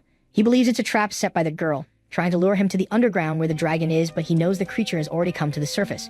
So it's time to find her and take her pendant. Determined to find the girl, he went straight to the building where she was. With his wings, he stops in midair, saying that no one can hide from him. But what the introvert didn't expect was to hear that voice from earlier. Furthermore, in the shadows, he saw a sword wielder in a dragon mask. Completely terrified, he felt a chill, believing the dragon is targeting pendant bearers. This reminded him that he's currently carrying 4 of them. The dragon's eyes are glowing menacingly, and the introvert realized it's time to run. There's nothing he can do to defeat this creature. And because he hesitated, he was drawn into the dragon's domain, a technique he didn't know the creature could use. It's activated when you look into the opponent's eyes, and the only way out is to win the fight. The dragon charges forward, determined to strike his opponent. Several blows are exchanged in the air, and the introvert tries to block them with his wings, only to see the dragon trying to surprise him from behind. Outside, the long-haired guy's life isn't easy either, as he's found something even worse than the dragon. It's our protagonist in his most intimidating mode, and can't believe those individuals used the general chat to provoke everyone. Our protagonist's friend wants to have some fun too, and asked the long-haired guy to be his opponent so he could test some techniques. This comment infuriated the participant, who realized he was being deeply underestimated by the 2 of them. Seeing the attack approach, our protagonist's friend used his ice sword once again, managing to block the long-haired guy's charge. But it seems he's fully committed to the fight, and the long-haired guy is eager to continue the confrontation, wielding his greatsword against the boy once more. But his agility is so great that he almost surprised him from the side. But our protagonist's friend is protected by the plot. He repeated his mantra, stating that the sword and the man must be one. Right after that, a huge and dangerous creature emerged from his sword. Meanwhile, behind the long-haired guy, a great tiger appeared as well. The tiger and the dragon are now in an intense battle. Although the fight is balanced, our protagonist can't hide his disinterest. In the middle of the battle, the long-haired guy felt the introvert's energy, who is now calling for help. He needs to make a decision in the middle of this combat. Abandoning the conflict, he said he has urgent matters to attend to, otherwise he would stay and defeat these opponents. But our protagonist wasn't going to let him escape so easily. He hit the long-haired guy with a powerful blow, which he managed to block with his sword. However, the impact was so strong that he was thrown far away. The long-haired guy can't understand how that was possible. He believes he was completely caught by surprise, but our protagonist said he's just weak. This seems to have awakened an intense fury in the long-haired guy. 3 minutes later, he woke up completely disoriented. Apparently, his endurance was exceptional. Our protagonist is holding the long-haired guy's sword and said he would borrow it for a moment. For that, it needs to be reinforced a bit, and our boy placed special scales around it. The guy with the ice sword said the long-haired guy has no pendants. However, he found a necklace on him that won't stop blinking. It seems to be sending some kind of signal. Inside the dragon's domain, things are not easy at all. The introvert boy has been gravely injured. He never imagined things would get to this point. He used all the relics he had brought from the secret kingdom, and he just needed to hit the dragon's vital point to seal its energy. In the process, he was seriously wounded and failed to hit the target in the dragon's heart, missing by a few inches. The creature now approaches to finish the fight, but the dragon had better ideas. He decided to pin his opponent to the wall using his sword, leaving him immobilized there like a trophy. Meanwhile, Lee was climbing the stairs, intending to reach the roof of that place. She knows she's no match for the dragon, who is much scarier than the ox. Knowing her opponent won't last long, she's the next target. Her only chance of survival is to find the protagonist somehow, and that is the tallest building in the city. The girl is using her special ability to see beyond her normal range. Now that she's on the terrace, she can try something. But using her abilities in her current state was very costly, and she hopes our boy can receive her message. Lying on the ground, she heard a strange sound. She went to the parapet to see what it was. To her surprise, the dragon is walking up the walls, slowly approaching its target. Liu, completely terrified, began to wish intensely for our protagonist to arrive soon. And once again, the dragon's eyes met his opponent's, creating a huge dimensional space on top of that building. Inside, the girl must defeat him if she wants to escape, and the dragon is about to show his immense power. The girl knows she has no chance of winning. However, the author wasn't going to let such a well-designed character be defeated like that. That dimension is being shattered from the outside. Our boy has arrived to save the day because he made a promise to the girl's parents. Desperate, she screams our protagonist's name, and the dragon realized things are about to get a little more complicated, because heading his way is a determined young man eager to impress a girl, a powerful combination. The sword descends upon the dragon relentlessly. The blow is so devastating that the building was sliced in half. Our protagonist told Liu to meet up with the others nearby, as he's going to show the dragon what happens to those who challenge him. Right after that, he went on the attack. Far away, the ice sword user saw what had happened. Our protagonist knows he's going to use that domain technique again, and he already suspected the signal from the necklace was a warning. He also noticed an object embedded in the creature's chest. This must be the plan the long-haired guy and his ally had.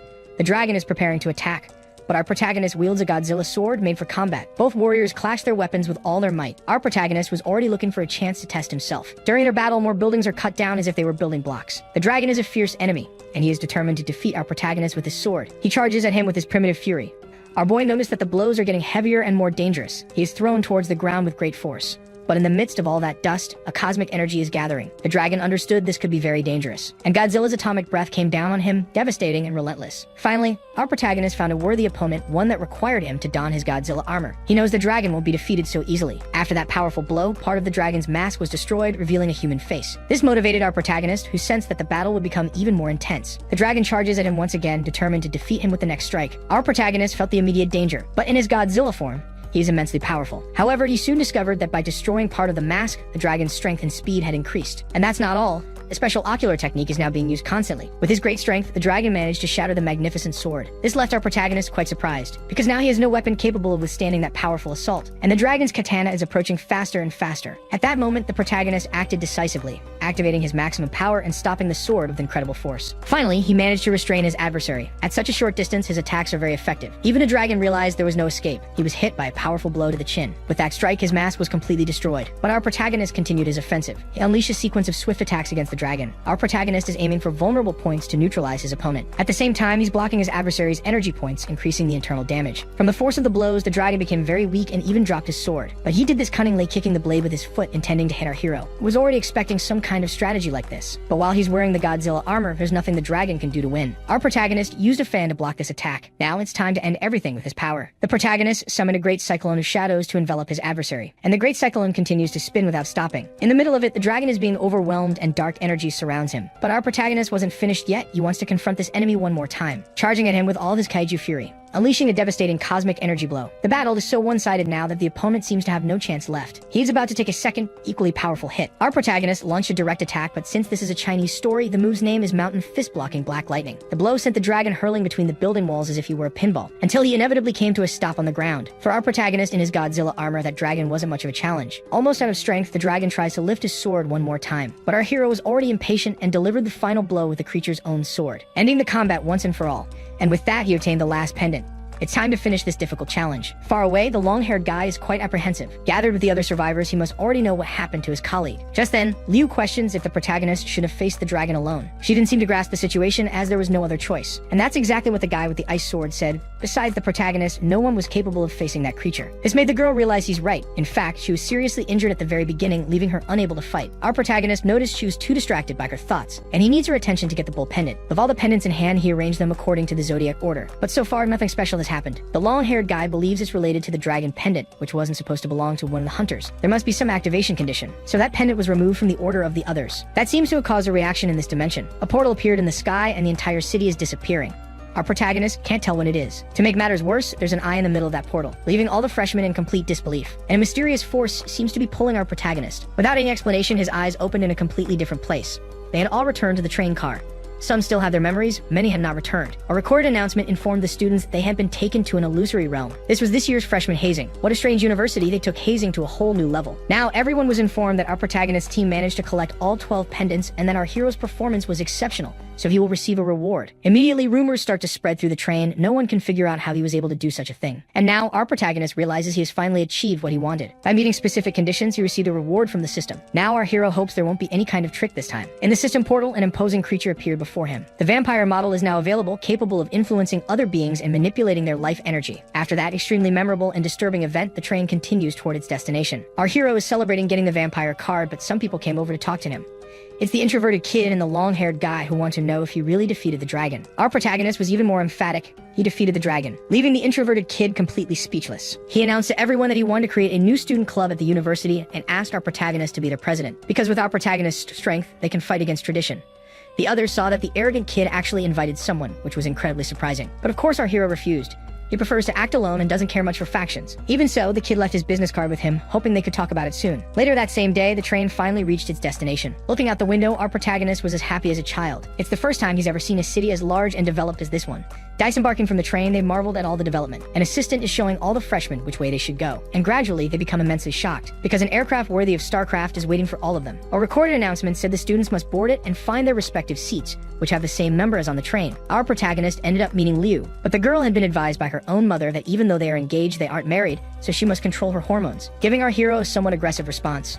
In any case, the young man's question was about the aircraft, and he learned from Liu that the university is in the sky, in a floating city. The aircraft finally took all the students there.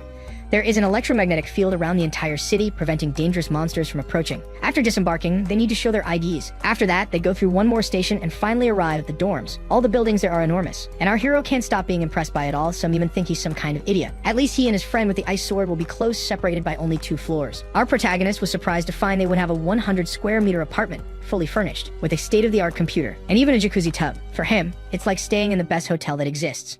Now it's time to get down to business and test the vampire model. Using his student ID, he can use the university app and spend points to buy interesting things. But he soon discovered that the prices of things are simply absurd. And now our protagonist needs to be very careful with his spending. He bought a few items that could help him with his motivation, and they were immediately delivered by drones. Our hero was very excited to use those crystals. Using them all at once was very uncomfortable. His stomach could barely handle it. But the effects of the vampire powers are truly indescribable. Even his fangs grew larger now. Sucking an enemy's blood will be very easy. His nails are also long like claws, which gave our protagonist an interesting idea. He thought it would be cool to pierce his own throat with his new claws.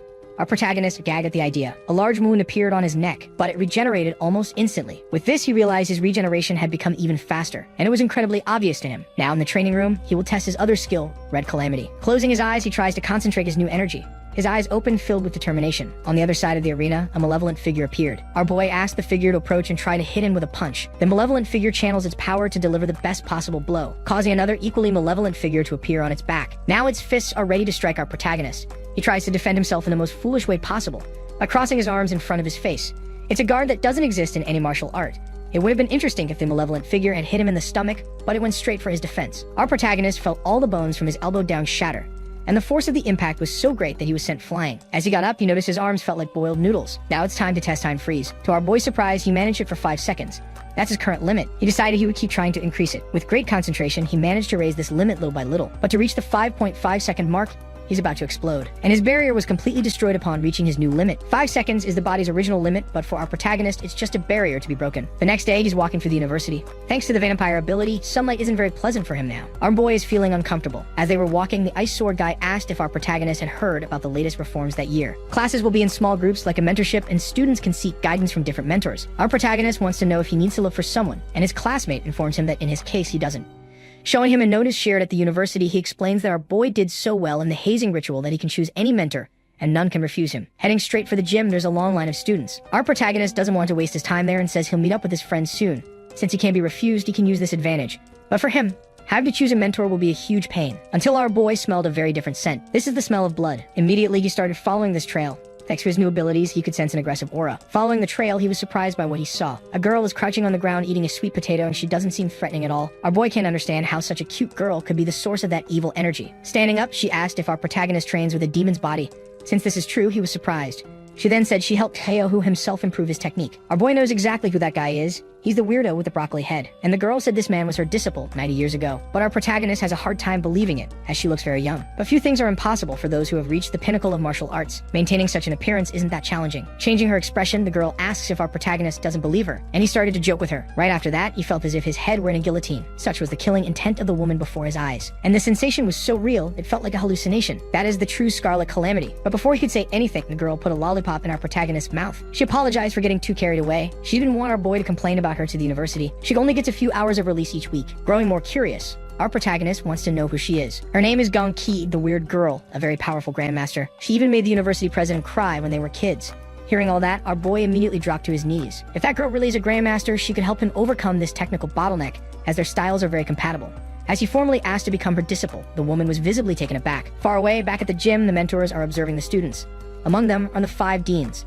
The other students never imagined they would be there, but they only came to this selection because of our protagonist, who managed to overcome that deadly challenge, since he achieved the maximum score in all categories by defeating the dragon. To the deans, our protagonist doesn't even know who the dragon really was. He's a model created by a supercomputer based on Hongsheng's abilities when he entered the university decades ago. No one has surpassed his data in a century. And if our protagonist defeated the artificial model, it's because he possesses great talent. Everyone is eager to meet him. But a secretary brings the dean terrible news, because he had already chosen the weird girl as his mentor, leaving all the professors visibly upset. At first, she didn't much like the idea of having that young man as her disciple. In fact, she said she had already been expelled from this grand institution. But our protagonist knows she gets out a few hours a week, which would be more than enough, and he can help her win her freedom. A completely irresistible offer for her. While they were discussing their terms, all the deans appeared. The stone man reminded the weird woman of her own words. She had promised not to interact with students when she was free, and due to her mental state, she is not fit to teach. The old man told her to go home, but the woman was not willing to do so. But not wanting to antagonize them, she called her new disciple to go home together. As he follows his new mentor, our protagonist observes the university, until they arrived in front of a large door.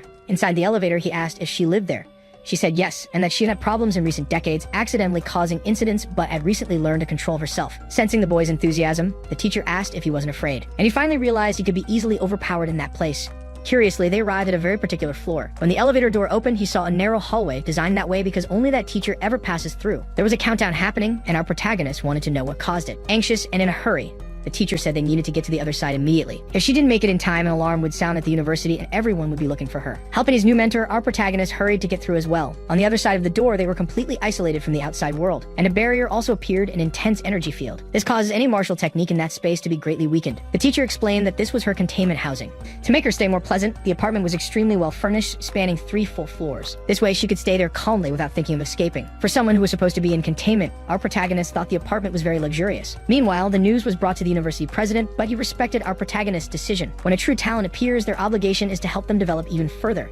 And the president believes the teacher will be useful. Since she is constantly monitored, they already know that both are inside her quarters. There is still a 5% chance of her losing control, and a 90% chance of our protagonist being severely injured if that happens. The president knows that special class fighters always have a complicated history, and in times of crisis, they are sent to front lines, so our protagonist needs to be prepared, because he knows this new generation doesn't have enough time. It's been many decades since the woman last taught someone, and our protagonist believes they are about to start their training session. He asked if she wasn't going to contain her power for this, but the woman had forgotten. As she's stretching, our protagonist says he's ready. But if there's one thing he wants, it's to never feel that sense of impending defeat again. When the match began, the woman came at him with great force. Our protagonist realized she was aiming for his weak spots. Even though he had calculated 5 escape routes, he felt like he was being read like an open book. So he decided to face the problem head-on, summoning his special armor, ready to strike back against his formidable teacher. She was pleased to see her new disciple using his skills to counter the attack. It's just a shame she's much faster than him. With great agility, she managed to get behind him while immobilizing him, applying immense pressure on our boy in the process.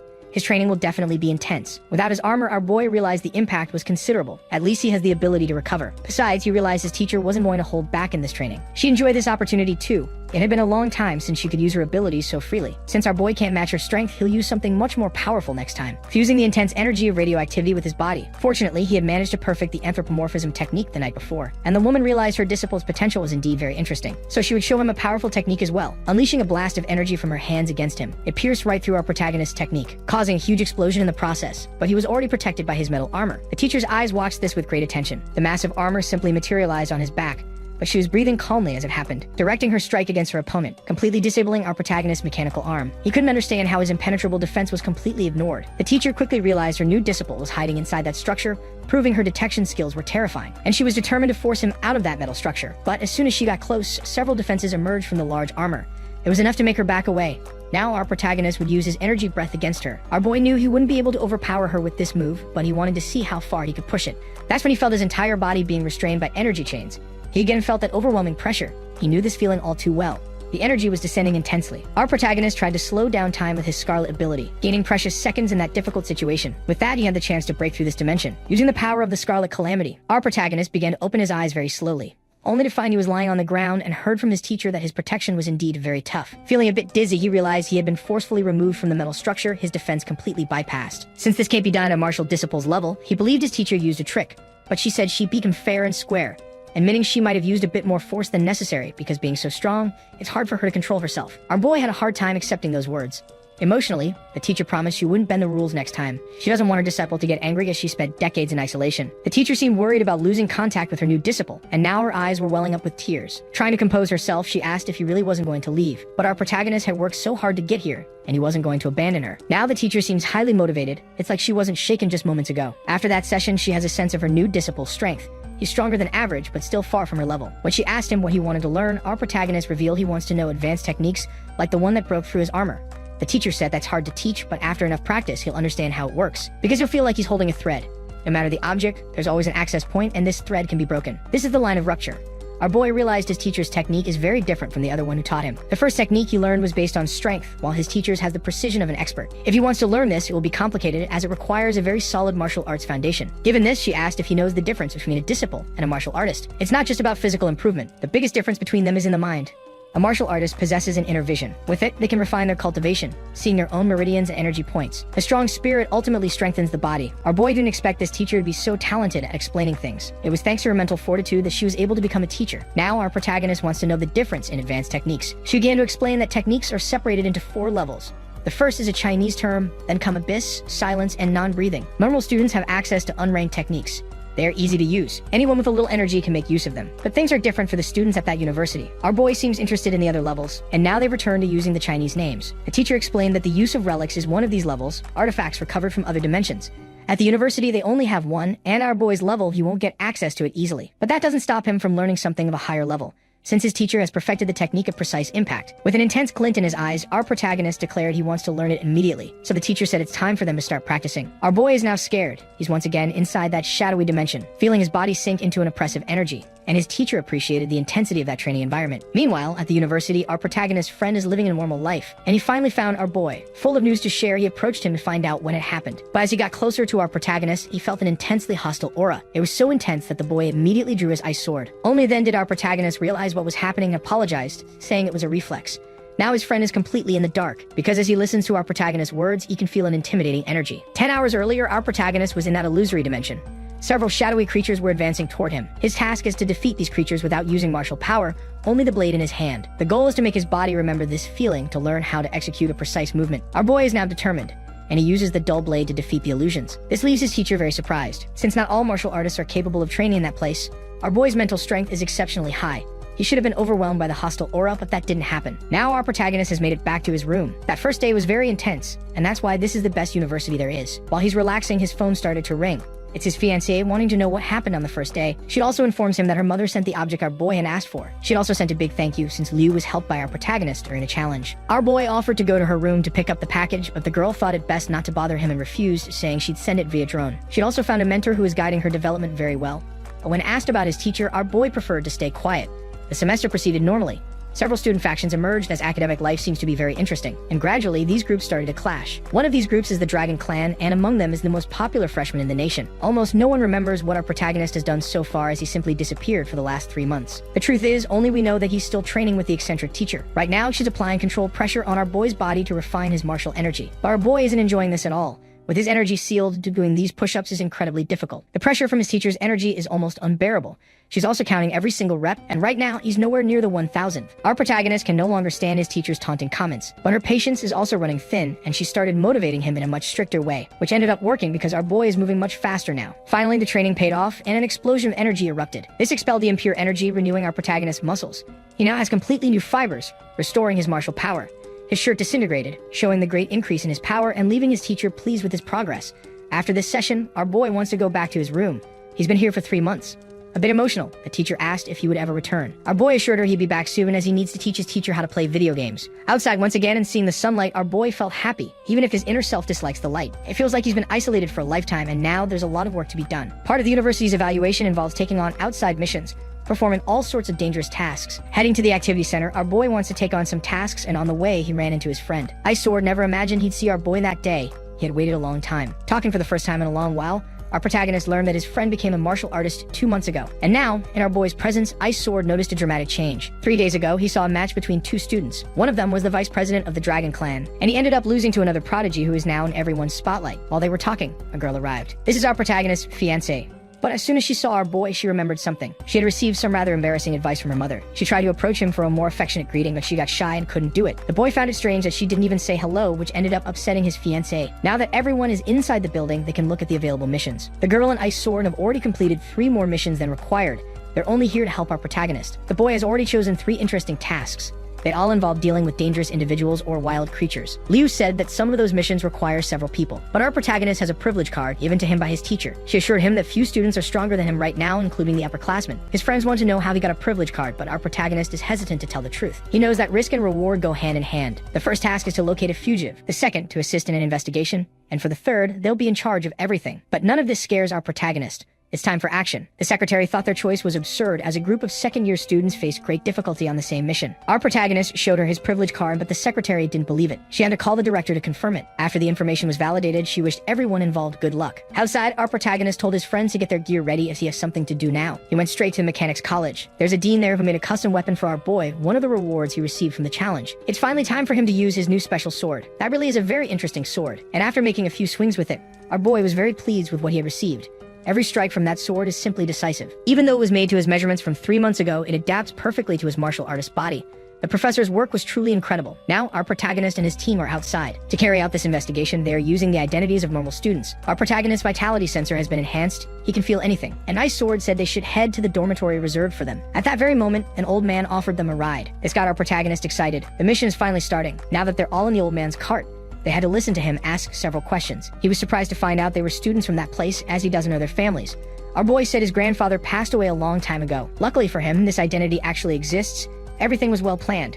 The old man is thrilled that these kids still remember their roots. He finally dropped the youths off where they'll be staying. As he left, he mentioned a big event happening in the city in 2 days and recommended the kids go, saying they would enjoy it. Upon entering the property, they realized the house had been abandoned for several years. But cleaning is our boy's specialty. Gathering power in one of his feet, he stomped on the ground with force. His energy is clearing out all the weeds and insects. Now they can leave their luggage without worry, and Ice Sword will set up security cameras. Liu, upon entering one of the rooms, called out to our protagonist. She seems to have found something interesting. There's an altar in the house, but they can't tell what it's for, as it wasn't originally there. Our boy noticed this by observing the unworn wood, not to mention the altar was clean. Ice Sword has already drawn his weapon, guessing someone might have entered this place, and is ready to deal with any intruders. Liu said they shouldn't be careless, it's important to search everywhere, and she noticed that our protagonist was already prepared for a confrontation. After a deep sigh, she realized she was the only one willing to think things through here. It was time to see what was under that mask. The girl moved her hand toward the cloth that hid it. Our protagonist sensed something was wrong there and stopped her from doing it. This only confirmed Ice Sword's suspicions, who was already prepared to face his enemies, unleashing a powerful strike against the shrine. The result was inexplicable to all of them. The statue that was there began to release a very strange liquid. Our protagonist, watching this, became worried, and he summoned the creature that lives within his heart. The creature placed its hands in that strange liquid, which now seems to be behaving like a hostile creature. Faced with this, our protagonist ordered his friend to trap the creature. Liu, who watched everything up close, is completely terrified, as she has no idea what this could be. Our protagonist touched her shoulders with his energy. This freed her from the creature's psychic influence, allowing her to return to normal. The girl felt the wave of terror disappear, and her body felt fine. Now remains to be seen what that was. Our protagonist was filled with great enthusiasm. He asked his friends to stay at the house as he was going out to investigate. Elsewhere in that city, there is a temple, and the old man who gave our boys a ride is there to deliver a message. A monk greeted him, saying his boss was waiting inside. The old messenger is now being led by the monk. They came upon a large gate. The monk announced that the messenger has news to report. Meanwhile, they wait for the gate to open, and gradually, a sinister presence is noticed by everyone. Inside is an imposing figure who wants to know what the old man has to say. Completely taking control of the monk's body, a powerful entity appeared. This made the old man fall to his knees, thinking an immortal being was among them. But at that very moment, a swift attack shot across the hall. It's our protagonist, arriving for the showdown and quickly neutralizing the opponent. The scene was chaotic, but he managed to preserve his clothes thanks to his protective field. The old man quickly realized that our protagonist was the young man he had helped. The statues in that place began to move as well. They are all armed with very sharp swords, which surprised our protagonist. Those large weapons are coming towards him, ready to attack.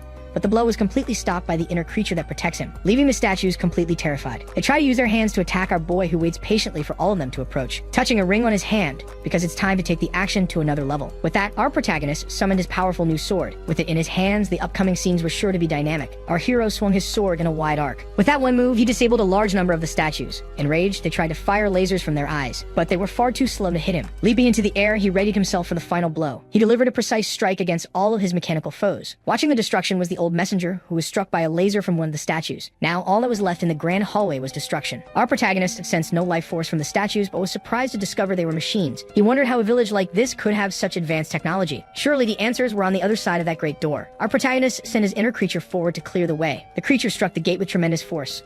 When the first blow wasn't enough, it continued its assault, until the door finally shattered, clearing a path for our protagonist to enter.